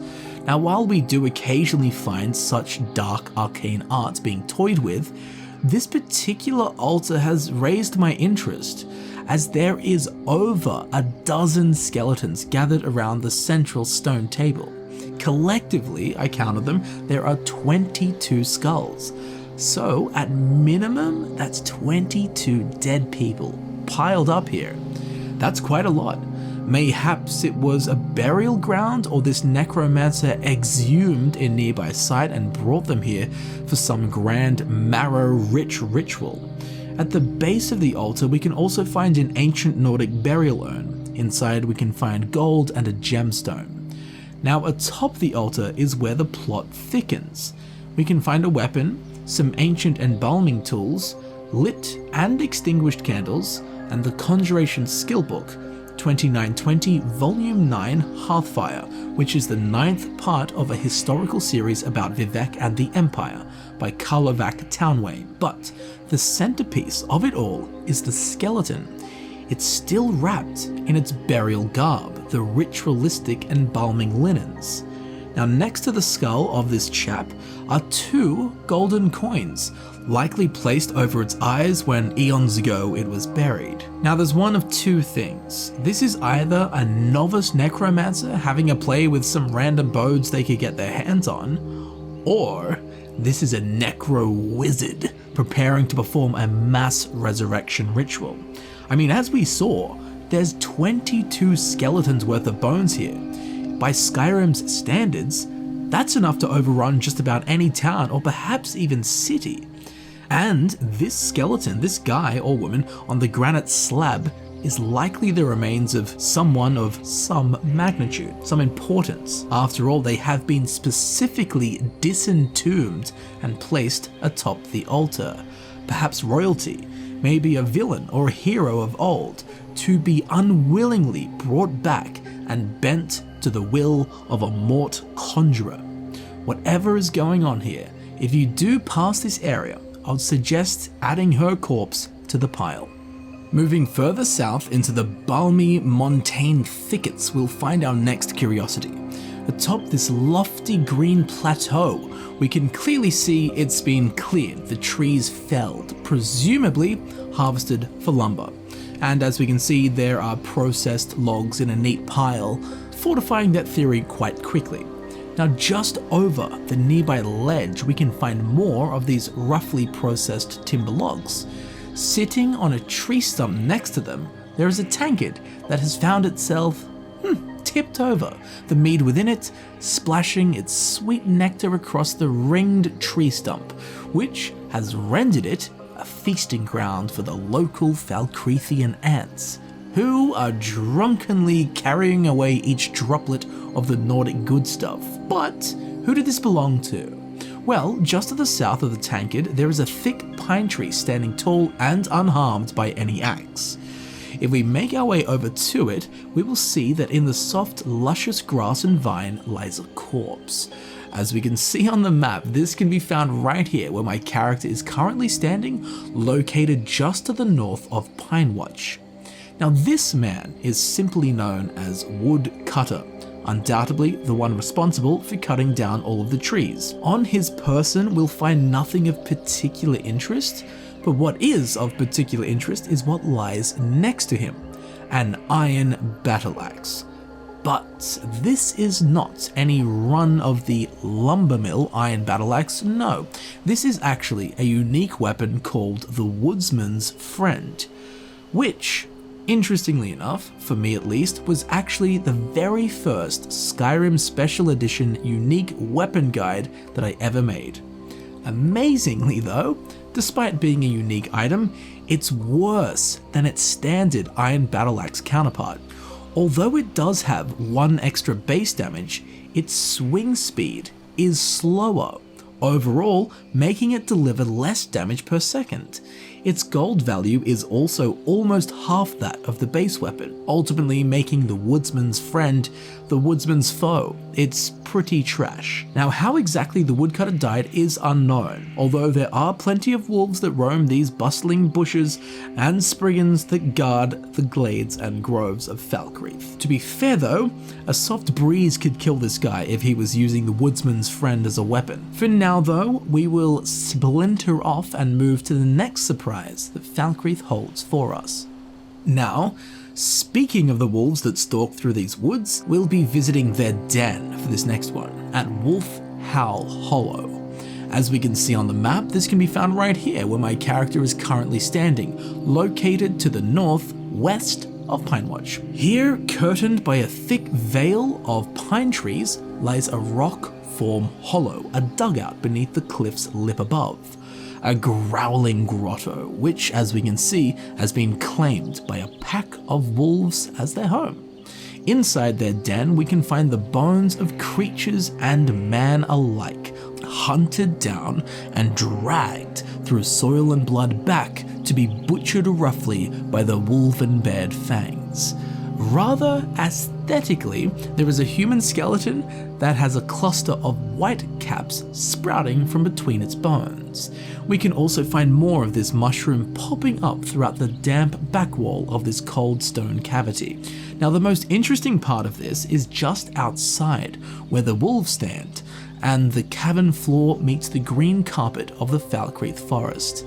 Here, there is a wooden cart that has been broken and tipped, spilling its contents onto the soft forest floor. There is also a mass of blood that's been spilled here, as nearby we can find a gore-caped skeletal pile, No doubt the remnants of whoever was pulling this cart. I can only imagine how the canine clan delivered a screaming nadir upon this poor passerby as they gobbled him up and rent flesh from bone. The content of the cart consists of wooden logs, which might suggest that this person was a lumberjack and suffered a similar fate as the woodcutter that we just came from. Although the logs are quite small, more likely those someone would use for their personal hearth instead of sale at the market or building a house or something like that. Anyway, they were also transporting a chest, which will have a novice level lock, and once it is pried open, we will find random leveled loot and a stack of gold. Sadly, for this now mound of sinew and cartilage, out here all alone in the woods, it's likely no one heard their screams. And if anyone did, they probably thought they were just crying wolf. Now, near the center of the Falkreath hole, there is a rise in the land, and quite a substantial one. Some may even consider this a mountain. Now, on the northern face of this, there is a location called North Shriekwind Bastion. As we can see, it's just here on the map. We'll want to come here, but instead of entering the ancient tomb, we're going to take the battered stairs that sit to the left and trudge our way up the forgotten pathway that winds arise the side of the mountain, stepping through loose gravel and eroded passage, entering stone archway and passing olden totems. Soon, the trees will disperse and we'll be nearing the bare wind swept berm. As each breath brings a painful chill to our lungs, we'll see we've reached the peak, a place where the Nords once wandered. Up here, we'll find a small set of steps that lead to a structure that I can only describe as a viewing point, a platform, a lookout. Somewhere that we can stroll out to and soak in the grandeur of the Falkreath hold while we catch our breath from that huge 50-meter walk. Not only does Shriekwind Lookout provide us with a view that I would consider a treasure, but underneath the lookout there is an ancient Nordic treasure chest. It will have a novice level lock on it, and once it is opened, we will find the classic random level loot. And that's just about that, but be sure to keep this spot in mind if you ever need a breather and a breath of fresh mountain air. Ah yes, now this next curiosity is a very strange one, I think. It's found on the same mountainous area in the center of the hold. I've come to calling it Sprinting Spriggan Hill. As we can see on the map, it can be found right here, where my character is currently located, just to the northwest of Pinewatch. Now, here we can find this, a strange sight, one I have not experienced before in the Elder Scrolls V Skyrim. There are two hilltops with a path that cuts between them. But, as I'm sure you've noticed, there are two Spriggans that sprint back and forth from hilltop to hilltop, to and fro, the ebb and flow of the woodland protectors. I have no idea why they are doing this. I mean, I searched the entire area and all I could find was a snowberry bush and a corundum ore vein. Apart from that, it's just an empty, wintry forest. So I have not a damned clue as to why these two are patrolling the area with such vigor. Normally Spriggans wander lazily, graceful in their leisurely posture, strolling from tree to tree, spreading seeds and sap. But this pair of timber sirens appear to be on a serious mission. What that mission is, I'm not sure. Maybe simply just protecting the forest from the influence of man. There are several lumber mills in Falkreath, and just nearby we did find a dead woodcutter. Maybe they took up root and twig and have sworn to defend their needle-shaded hovel. But what I do know is that I would avoid taking the pathway that leads over this hilltop. It's well patrolled, as we've seen, and Spriggans are not the forest guardians one wants to accidentally stumble upon. So off we shall skip and leave the Spriggans to sprint on their so beloved barren hilltop.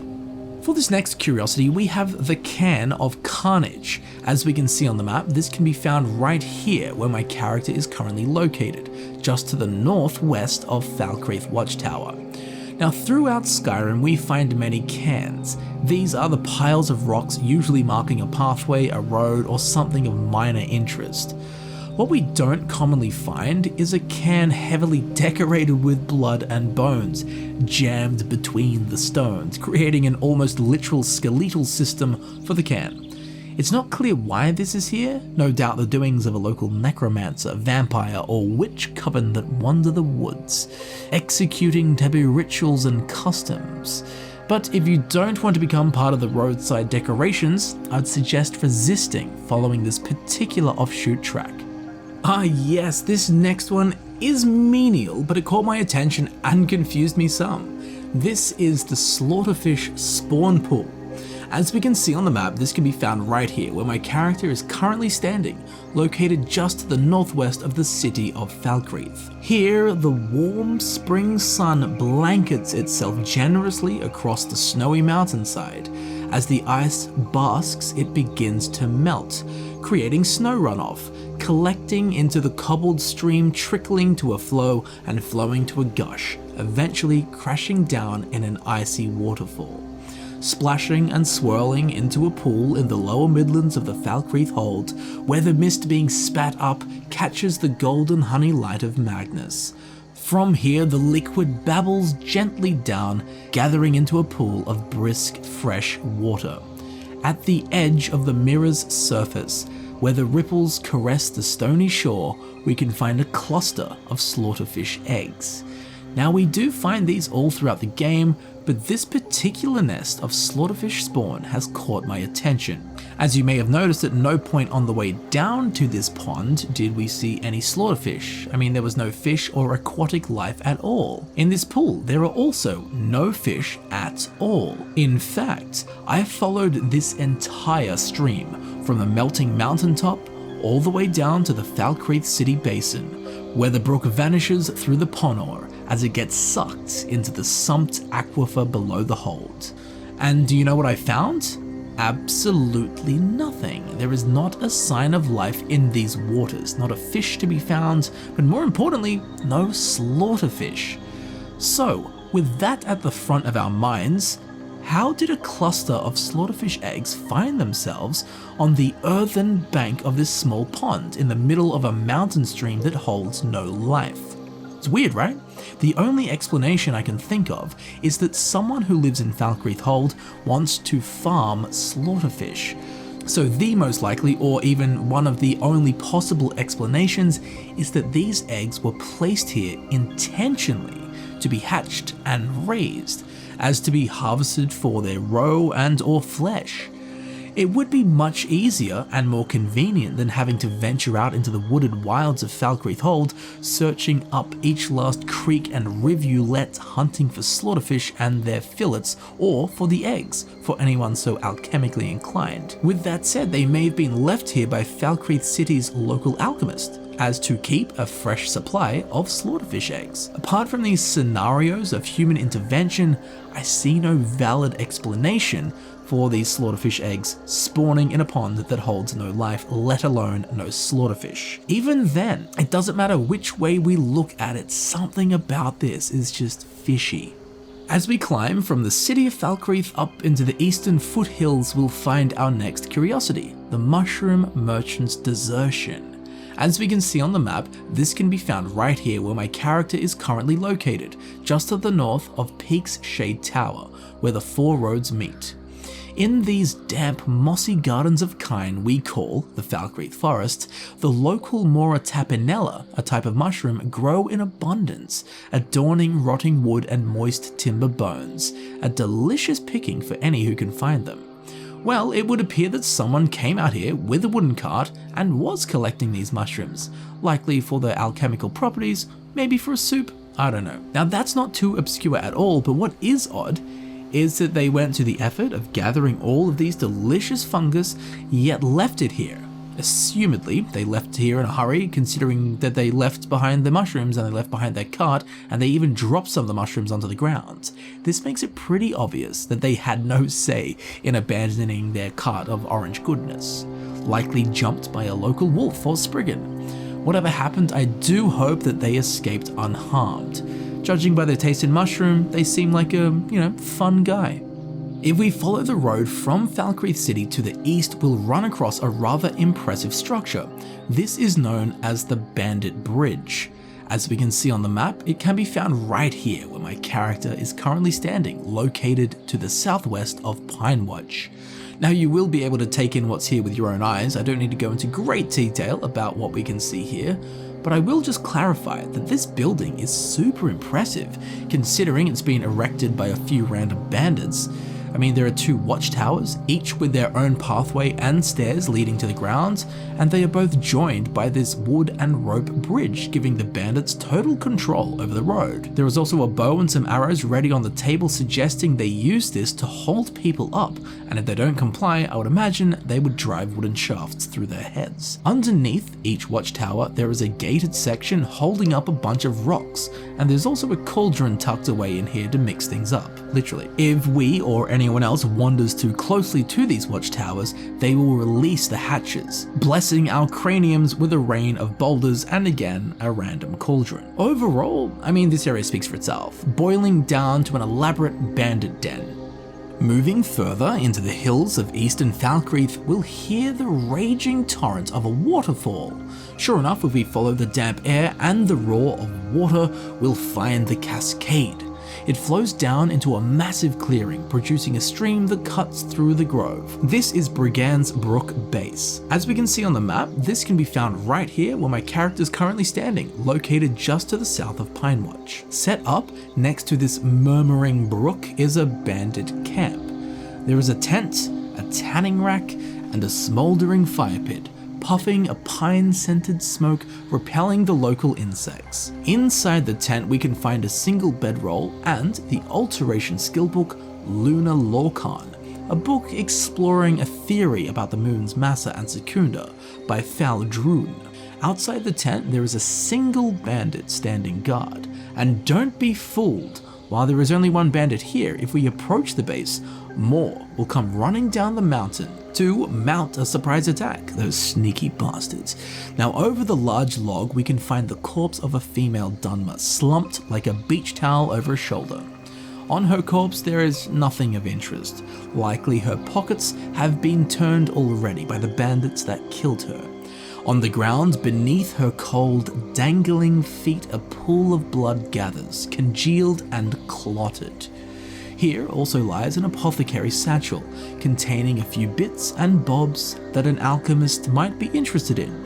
Now this woman here may have been the one collecting the mushrooms just down the road, where she got jumped and whisked away into the woods by strangers to be slain. Now if you do find yourself at this location, be sure to make slow work of these bandits, make sure they suffer, just as you suffer watching this. Now, if we follow the waterfall we spotted earlier up the cliffside and then follow the trickling rivulet up to its source, we'll find a second torrenting waterfall gushing forth snow runoff into the midlands and lowlands of Falkreath. Now, just by the pool where the water collects is a small stead that has quite clearly been burnt to a crisp.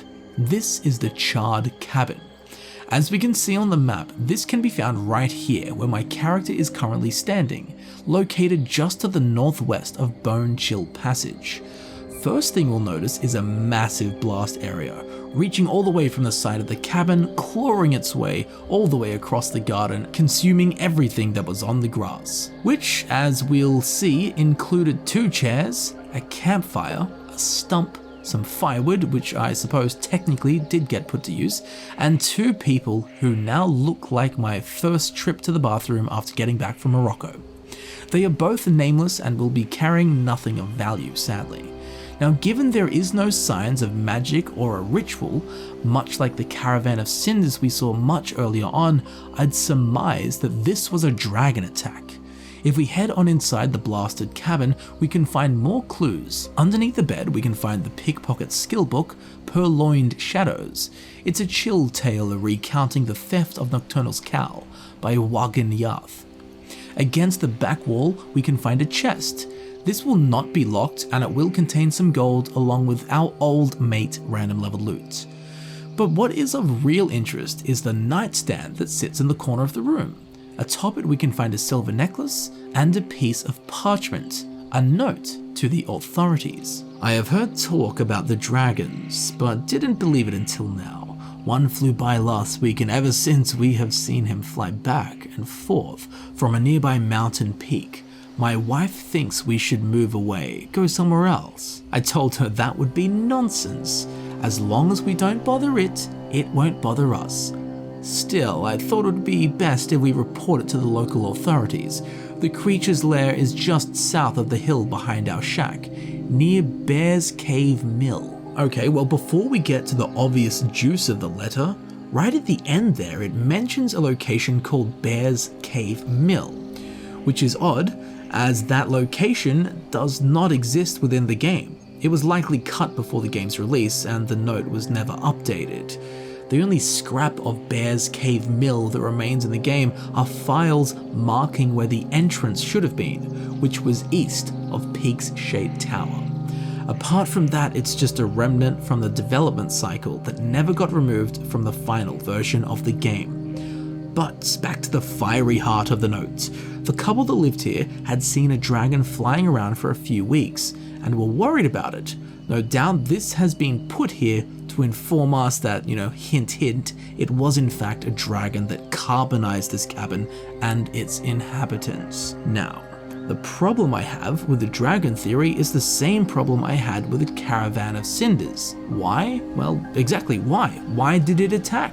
And why did it not eat their remains? If you're a big old dragon and you're going to be killing people anyway, might as well gobble them up. Trust me, we humans are delicious. Don't let us go to waste. Maybe the dragon was in a blind rage, just killing anything that moved in the hold of Falkreath. Maybe it had just eaten and it wasn't hungry. Neither of those concepts satiate my appetite for an answer. With that said, I think that is the most likely explanation, that this is the result of a dragon pouring a molten breath onto the unsuspecting heads of these poor folk trying to enjoy some time in their garden around their own fire. Anyway, let's leave this place before what happened to the cabin begins to happen to this video. We wouldn't want it to drag on, he says as he's 16,000 words deep.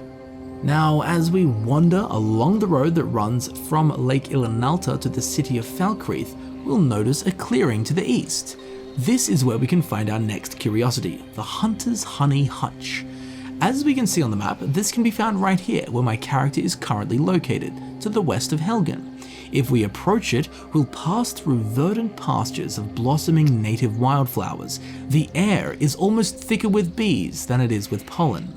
Several beehives are hanging low on nearby pine trunks, with armies of buzzing furballs storing their sacred nectar within. Kind of oddly, standing at the center of the shallow campsite is an elk. Luckily for it, the resident hunters are out and about. I'll take a wild stab in the dark and say that they are out and about hunting, although I wouldn't want to stick around if I was the elk.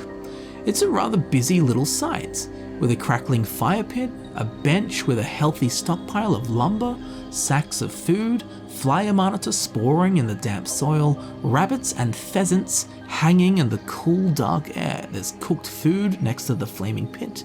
There's 3 sleeping rolls, a stump with a bloody dagger and a freshly butchered rabbit, a chest with an extinguished lantern, hide boots, a potion of minor healing, all sitting beside it. Here we can also find the light armor skill book, The Refugees, recounting the history of refugees fleeing the Camoran usurper by Geros Albrecht. This chest will have a novice level lock and will contain a hefty sum of gold, along with some loot that is randomized depending on your level. All in all, an interesting little corner. Strange that it's been kept unguarded. I mean, it's no treasure vault, but there's still, a considerable amount of valuable items to the average person. But I'm sure they'll be back soon. Little do they know though I dropped a fly in their soup.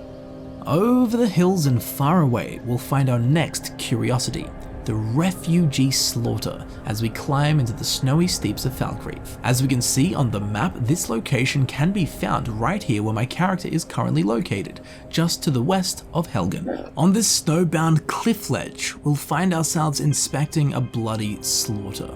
2 refugees lie bent and frozen in puddles of their own icicled blood. The 2 bedrolls on snow, the fire pit, and the small supply of firewood suggest that they were going from one place to another night by night. and this was just a spot that they slept once. By one of them lies an iron war axe, hinting that they were aware of their attacker, although likely much too late to do anything. And while there is no defining evidence for us to use to condemn a perpetrator, there are wolves both lone and in packs that wander these montane slopes, so I'd be willing to put my money on them being the cause of this. On their bodies we will find nothing of interest, some bits and bobs and the clothes they wore on their backs. So let's leave this place and leave the refugees to the wolves. For this next curiosity, we have one close to my heart, but for a silly reason. It's known as the Helgen Cliffs Bandit Camp. As we can see on the map, this can be found right here, where my character is currently standing, located just to the south of the Guardian Stones. We will explore the camp before I explain why it's dear to me. It's tucked into an incredibly dense grove. 3 bandits call it home. One stands on the edge of the claimed land, chopping wood for the fire with fell strikes landing with conviction and splitting the timber with purpose. The other 2 bandits appear to have been alerted by something stirring in the thick overgrown grove. An empty cauldron is placed next to the fire pit, just waiting to be filled with delicious foods and boiled over the raging flames. There is a tree stump adorned with an array of homely wares, a tapped keg with 3 tankards, plates and bowls. There's a coin purse, a slice of seared slaughterfish, and there is also a satchel, which will contain some minor level loot. For these 3 bandits, there are 3 tents. One contains a black mage's robes, which is an amazing piece to collect at the start of the game, as this location is so near to Helgen and on the way to Riverwood. Another has a small tabletop with a lantern and a tankard for reading. Between the 2 lies the one-handed skill book, Night Falls on Sentinel, a tale of how a knight weeds out an enemy of the king, by Boali. And that's about that. It's a simple camp with low-level enemies and a decent supply of items of varying uses for players as they leave Helgen. And now the reason that this camp has a special place in my heart: for every Skyrim Special Edition unique weapon guide that I made, I would need to gather footage of my character actually using the weapon in the game. And every single time I did this, the first thing I would do would be to come here. I would come here first every time to kill these 3 bandits to get footage for weapon videos. If you watch any of the unique weapon guides, you'll see me slaying these bandits. And now that I've got a simple smile planted on my face out of nostalgia, let's move along. Once we leave that camp, if we follow the road west that leads to Lake Ilinalta, we'll soon see there is a dirt track that leads up into the hills a tad. This is where we can find our next dark curiosity. As we can see on the map, this can be found right here where my character is currently standing, located just to the southwest of the Guardian Stones. Now with our curiosity piqued, we'll push through the pine branches, only to be met by a beautiful glade that opens up to the skies above. It will quickly turn from awe to awful as we scan the grass beneath our very feet, counting on 2 hands the numbers of murdered worshippers. This location is the Talos Shrine Massacre. Men, women, priests, common folk alike, cut down at their place of worship. Pews upturned, blood covering the sacred patio. Native Nords slaughtered in their own homeland for praising their own god. A statue of Talos stands proud, overlooking the now graveyard of his devout. At the base of the towering figure, we can find a shrine to Talos and an assortment of offerings to the god of man. Lit by flickering candles, even weapons have been given up in place of prayer. There is only one group of scoundrels who would execute such a strict and brutal outlawing of Talos. Yes, and there he lays, a Thalmor soldier, face down, just as they belong. Thank Talos, he seems to have sustained fatal wounds and fell during or after the conflict. If we flip him over, we'll get a good look at this dog's face. If we search his corpse, we'll find a collection of expected items, but there is also a note called Thalmor Orders. Agent Sanyon, in response to your report dated 22nd Morning Star, 401, your request for an expeditionary force is hereby denied. Sanyon, this is the 7th report you have filed this month, and not one of your leads, not one, has turned up so much as a shred of evidence that a Talos shrine exists in the Lake Ilinalta region. No prisoners, no documents, nothing. Our forces are stretched thin enough as it is, and I have better missions, better agents to assign them to. If you feel so sure of your informant, investigate this yourself, come back with proof, or not at all. By my hand and seal, Elenwen. So it would seem Agent Sanyon here was certain there was a Talos statue here being used for worship. He was so crazed, so driven, without any support at all, he came here searching for this thing. And he found it. Sanyon came and slew these innocent folk at their place of worship in their native homelands. Now, if you're unaware, Talos worship is outlawed in any province overruled by the Empire, after that dope Emperor Titus Mede II signed the White Gold Concordat at the end of the Great War. The significance of this is the Thalmor deny Talos to be a god as he was once a man, and surely man cannot be superior to Mer. Now in the Elder Scrolls universe, a divine has strength reflecting how much they are worshipped. The more a god is worshipped, the more powerful they are. The less powerful. So, by the Thalmor outlawing Talos worship, they are literally depowering the god of man himself, Talos. And, as is apparent, they take their mission to abolish him once and for all very seriously. Nonetheless, it's a sickening sight that we will leave. The Thalmor's end will come, and not soon enough. Moving down the paved road even further towards the lake, we'll find our next point of interest, Ruin 7. As we can see on the map, these can be found right here, where my character is currently located, just to the southwest of the Guardian Stones. Now what's interesting about these ruins in particular, when compared to the other ones that we've seen so far, is they appear to be made of a different stone and lack any sign of cultural motif. The others were paler with green moss and swirling Nordic patterns carved into them, but what we have here seems to be of a completely different origin, appearing to me at least to be of a later era, more modern, although still ancient. Now considering these ruins line both sides of the roadway, I would say that there was once some kind of checkpoint, gateway, watchtower, sentinel post, something of the sort here, perhaps even marking the border between Cyrodiil and Skyrim when Falkreath belonged to the Colovian estates. Whatever it once was has long passed, much like the health of my lower back. Now we'll be heading back down to Lake Ilinalta for one last time, where we can find our next stop, the Fireside Fisherman. As we can see on the map, this can be found right here where my character is currently located, just a stone's throw away to the west of the Guardian Stones. Snuggled comfortably into the rocky cove, we can find a fisherman who has set up camp. His boat pulled ashore gently as not to batter the hull against the tumbled granite bank. With fishing rod at hand, he sits in the afternoon sun, gulping greedily from his tankard. It can't be too warm though, as he has a huge fire raging. Perhaps it's for culinary purposes and not warmth. By the water, a rack of hanging salmon can be found. Hopefully they're there soaking up some of the smoke from the fire for flavor and for longevity. Inside his tent, we'll find simple things, a bedroll, a coin purse, and a bottle of mead for that midnight swig. Now behind his very humble abode, tucked away in the rocky corner, we can find a chest.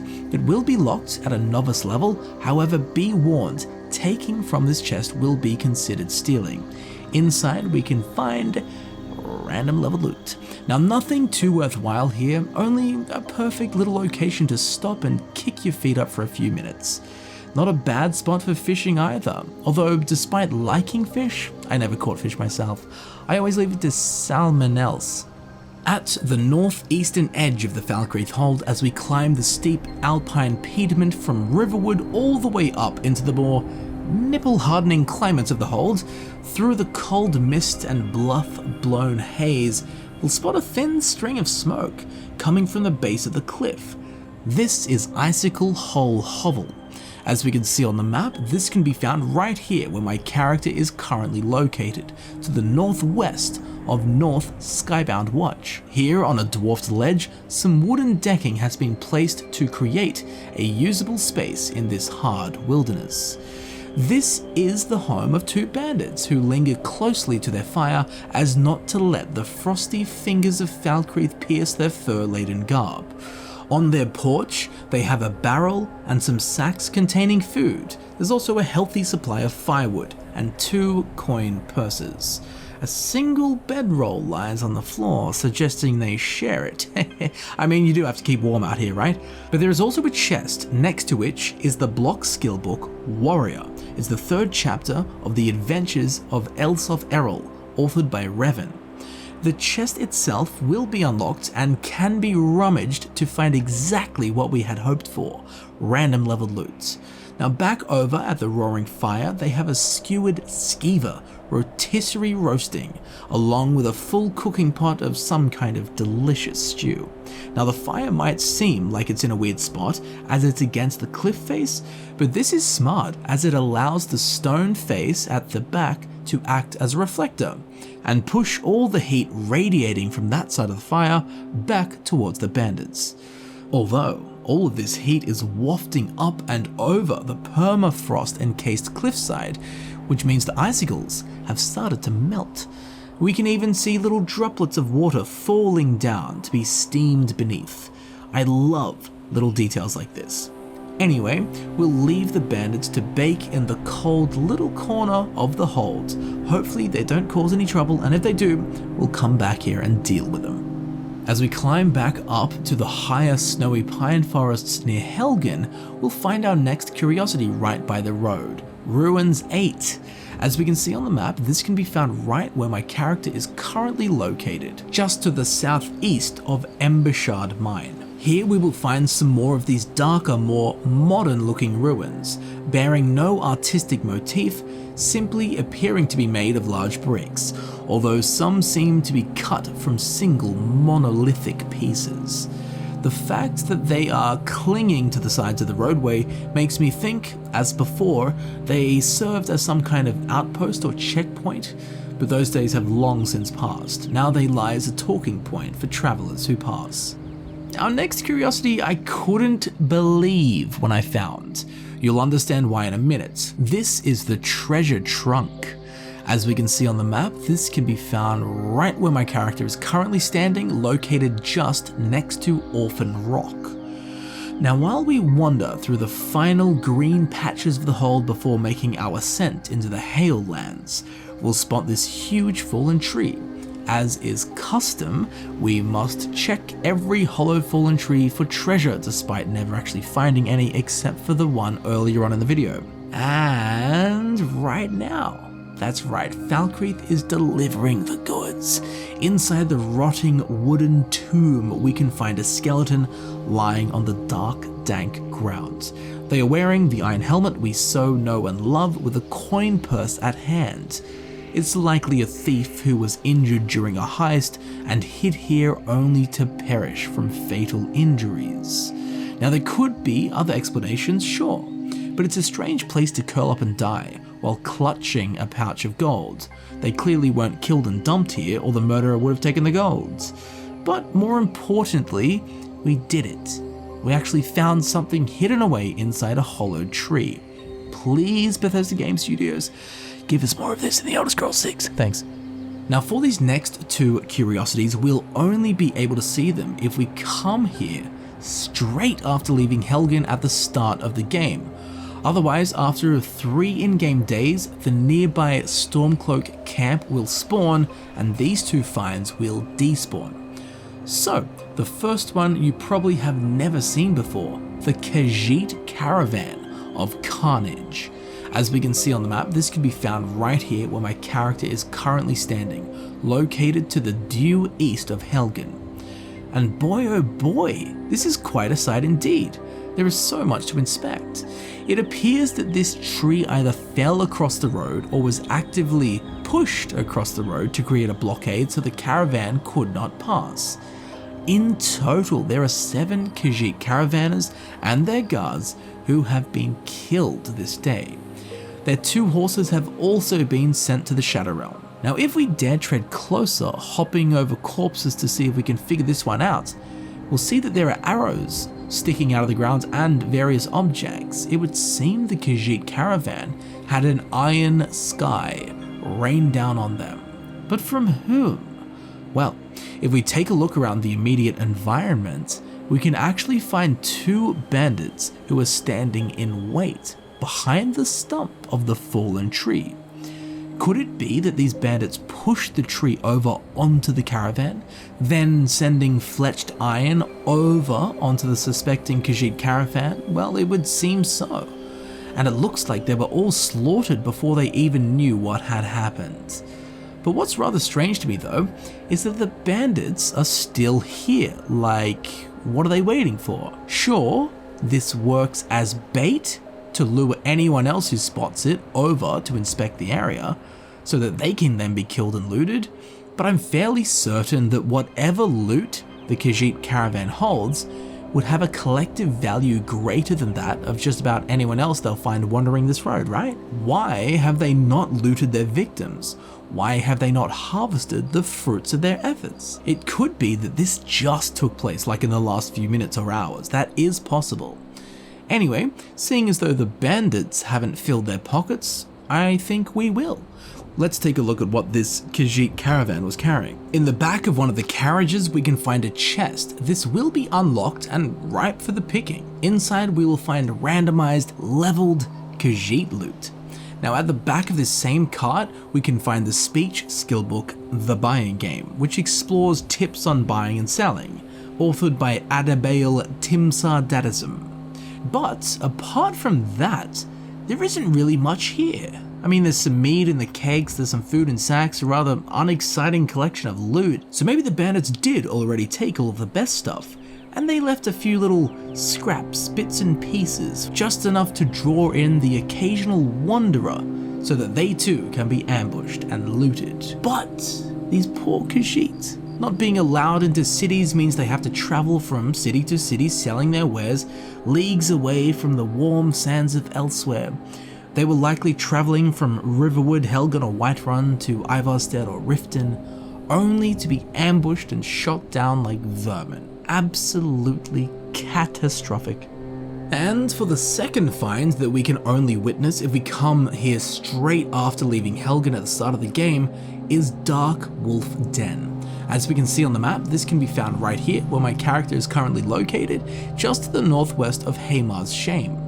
Nestled away in the dark, untouched corner of Falkreath, we'll find a wolven den, with icicles hanging from the ceiling, making the burrow look like the fanged maws of the very creatures it is host to, wolves. Inside we'll find old bones, the remnants of a wolven feast, a mixture of human and animal, with a coin purse thrown in there for good luck. But we can also find the body of a Nord woman, nameless, untouched by the foaming jaws of the wolves, although I'd imagine she will be torn to shreds soon enough. On her corpse, we can actually find the heavy armor skill book, Halgrid's Tale. It recounts a squabble over the greatest warrior, leading to a tale of heavy armor master Hlalu Pasarov by Tavi Dromio, a worthy tome making our journey to this dark wolf den worthwhile. Otherwise, I'd suggest you just forget about it. Now moving far to the south of here, high in the seldom stepped steeps of the Falkreathian back range, we will find this still, dark, and deathly cold basin. As we can see on the map, this can be found right here where my character is currently standing, or swimming in this case, located just to the east of Fort Newgrad. Considering that we're up for a challenge, we'll brave the breath-stealing frigidity of the water's touch and take a good old gander at what lies beneath. Given the petite nature of the pool and its unpolluted clarity, we can straight away see what lies on the bottom, an upturned timber vessel, a boat, left and lost to the drowned grave that it was destined. Swimming around to the other side, we can see into the boat to find nothing but a waterlogged wooden chest. it will have a novice level lock on it, which may be more difficult than normal as we are dragged to and fro by the gentle undertow of the basin. But inside, we will find random leveled loot, but this time it seems to be much more extravagant than the average find. Almost as if this particular chest has the loot table of a boss level chest. So, even with the shrinkage considered, it is definitely worth your while to duck down here and relieve the new grad footlocker of its possessions. Much further south, high on a dizzying shale trail, we'll find a cairn, marking a fork in the road adorned with a uniquely beautiful, faded cobalt bolt of linen, whipping away in the razor breezes of the mid-hills of the Gerald Mountains. Here we have our next find, the Bear Trap Welcome Mat. As we can see on the map, this can be found where my character is currently standing, located just to the east of Angie's camp. As I'm sure you've also spotted, along with the cairn, there are 3 set bear traps. Apparently not placed with camouflage in mind, as they stick out like bear traps on blank ground. Any sentient man, mer or beast folk would see these immediately and know where they are, and therefore know to avoid them. This makes me think that they were set and laid with the threat of animals in mind rather than bandits or something of the like. Now, given that Angie's camp is just further down this road, I think it's safe to assume that she has placed them here. It's not quite the same vibe I get from a welcome home mat, but you know, each to their own. And yes, I've actively avoided making a bear pun. At this point, not even I could bear it. Deep in the porcelain painted pine woods of Falkreath's highest reaches and snow fields, we'll run across our next stop, and the final one, Ruins 9, the final ruins that is. As we can see on the map, these can be found right here where my character is currently standing, just to the west of South Fringe Sanctum. Once again, as with the last few ruins we've come across, they sit by the side of the roadway, suggesting to me at least that this was once a gatehouse, an outpost, a watchtower, a toll point, blah blah, something that had reason to be next to a road. It's made up of this same darker bricked masonry that we've seen of late, and while being more modern than the moss-covered engraved lightstone, these ruins are no spring chickens either. Torn down by time and thousands of years worth of conflict. Now they serve as a footprint in the snow. While not of any use, I guess they would bring some comfort to travelers traversing these hauntingly uninhabited roads, having at least some sign of civilization after weeks of trekking through blizzard-blasted mountain peaks. Running across these ruins, I think it would muster some sense of familiarity and slight relief. Far up in the uncharted eastern mountain reaches of Falkreath, we'll find our next curiosity, sleeping as it has for thousands of years. On an iced ridge, here we will find the Headless Skeleton.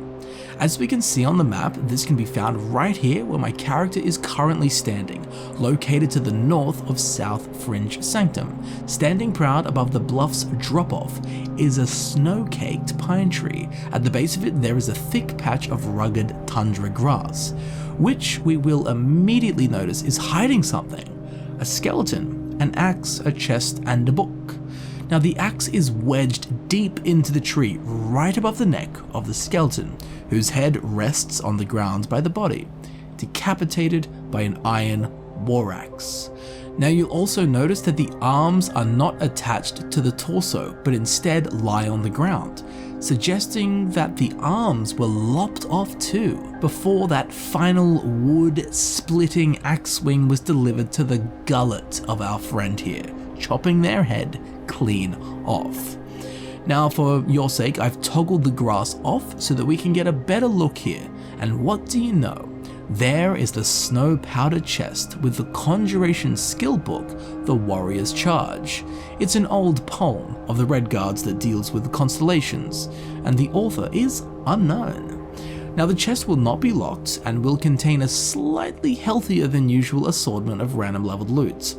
Now what's got me confused is that the person was killed but left with the treasure. I'm not entirely sure what we're meant to take away from that other than the treasure itself. Given the skill book here is for conjuration, Maybe this person was a powerful wizard and killed themselves with the axe via some arcane stream, telekinesis perhaps. Maybe they summoned a creature from oblivion to do this for them. It's a weird one, trying to piece it together. It's a bit of a pain in the neck actually, not that we need to remind this bloke, but let's move on before we lose our heads. This next one I found many moons ago and felt rewarded for my efforts in exploration as soon as I laid eyes upon it. I could not wait to explore the rest of Falkreath and find what else hid in the hold. That dream, that vision, I guess is what you've watched so far. But back to this, high up in the icy peaks of the Gerals, and I mean really high up, we will find our next curiosity at the edge of the world. As we can see on the map, this one can be found right here where my character is currently standing, located to the southeast of Angie's camp. Resting alone, abandoned, forgotten, left to time and frost, we will see there are two crates, one resting on the other. Beside them lies the sneak skill book, The Three Thieves, a tale of some thieves in Morrowind that plan a heist, and the author is simply labelled anonymous. At face value, the find is nothing more than a feather in the explorer's cap. But we have found things like this before, tucked away in the literal corners of the map. Books from this very series left at the edges of the world. I might need to look into this Skyrim-wide oddity in another video. For this and for now though, we have the Three Thieves crates, a smirk-inducing find for any wanderer that chooses to explore this bare snow steppes. It's less about the value of the find, but for me, the satisfaction from the discovery. Now, moving even further away from Skyrim, this next one really is found at the edge of the game, and I will admit it's not that curious, but something about it made me genuinely happy. It's the Snowberry Crag. As we can see on the map, this can be found here where my character is currently standing, located to the south of Angie's camp. Here at the end of a deep ravine, there are 3 snowberry bushes. Again, I'll admit, they aren't anything special, we see them all throughout the game, but what makes them special to me is the fact that the entire surrounding area is barren, it's blank. Like the developers thought no one would come up here, no need to decorate it, who's gonna come up here? Me. And exploring blank areas takes the fun out of videos like this. But in this furthest reach, this sumped corner of the game, a developer came here and put 3 snowberry bushes to ever so slightly sweeten the day of the few who would find it. And when it comes to Skyrim, that is the kind of stuff that I love very much. So high up, the air so thin, the reward so little, but our smouldering will for exploration fuels us. And believe it or not, we can go higher and even deeper into the Gerals. Further south and several hundred meters higher, we will find the true barren ice fields of the Geral Mountains, with barely a tree being able to sprout, blank white slopes housing nothing but snow, rock, and a frostbite gale. The end of the world. But there is one thing, one tiny little thing tucked away, especially for us to find. A little gift at the edge of the explorable game. As we turn this final jagged bluff ledge to meet the sun's rays, despite the heavenly view, something will catch our eye in the dirt. As we can see on the map, this can be found right here where my character is currently standing, located to the west of the Bloodlet Throne. It's small, it's simple, it's strange, and it's here. 2 candle holders sit, with a bowl of void salts between them, along with a Conjuration Skillbook 2920 Volume 9 Hearthfire, the 9th book in a historical series about Vivek and the Empire by Karlovac Townway. Clearly, the site of some kind of ritual. The layout and reagents seem simple, perhaps a minor ritual, I'm not sure. I'm not a conjurer. It is, however, a very strange place to be performing summoning rituals all the way out here, literally at the edge of the world. Like, this place is so far away from anything. It makes me think that it might have been something very dangerous, too dangerous to attempt to perform anywhere near a city. But it couldn't have gone well for the conjurer if they've left their book here and their void salts, which are a valuable alchemical ingredient. And while it is impossible to say what transpired here, and despite desperately wanting to uncover the truth of the conjurer's commune crest, I don't think we're meant to know what exactly took place here, just to throw salt into the wound. Void salts, that is. And now we have made it to the final curiosity, the last treasure in Falkreath Hold. And you'll be interested to know that it's not even in Falkreath. Well, I mean, it is technically, but what we'll be seeing isn't. It'll make sense in a second. As we can see on the map, this can be found right here where my character is currently standing, located in the highest of high peaks to the south of South Fringe Sanctum. Now here, the road leads to the border gate between Skyrim and Cyrodiil. To the east of the gate, there are steep, jagged crests. We'll need to spend a few minutes jumping up these, being careful as not to slide down and have to restart. Now there is a point, while still inside the game's boundaries and inside the hold of Falkreath, where we can stand on the peak and look south. And when we do, we will get such a special sight, a magnificent mountainous view, but at the center, we'll spot something else. Far, far to the south of Skyrim, at the center of Cyrodiil, we'll see a figure, a huge tower. Well, ladies and gentlemen, this is actually the white gold tower that lies at the heart of the Imperial City, the capital of the Imperial Province, Cyrodiil. Despite the mountain peaks being almost impossible to get to, the developers still placed an admittedly super low poly and resolution model of the white gold tower where it should be geographically, even with the knowledge that almost no player would ever see it. Now that to me is special, and it's the heart of this series, Curating Curious Curiosities. And with that unexpected Cyrodiilic appearance, we have now fully explored and curated the curious curiosities of Falkreath Hold. I do hope you have enjoyed this utterly unique area with its untamed and nature-dominated forests and dark corners. Many obscure and unexplainable oddities lay in wait for the keen explorer to discover and question. So whether they were new finds or old friends, I do hope that you have enjoyed the curious curiosities of Falkreath.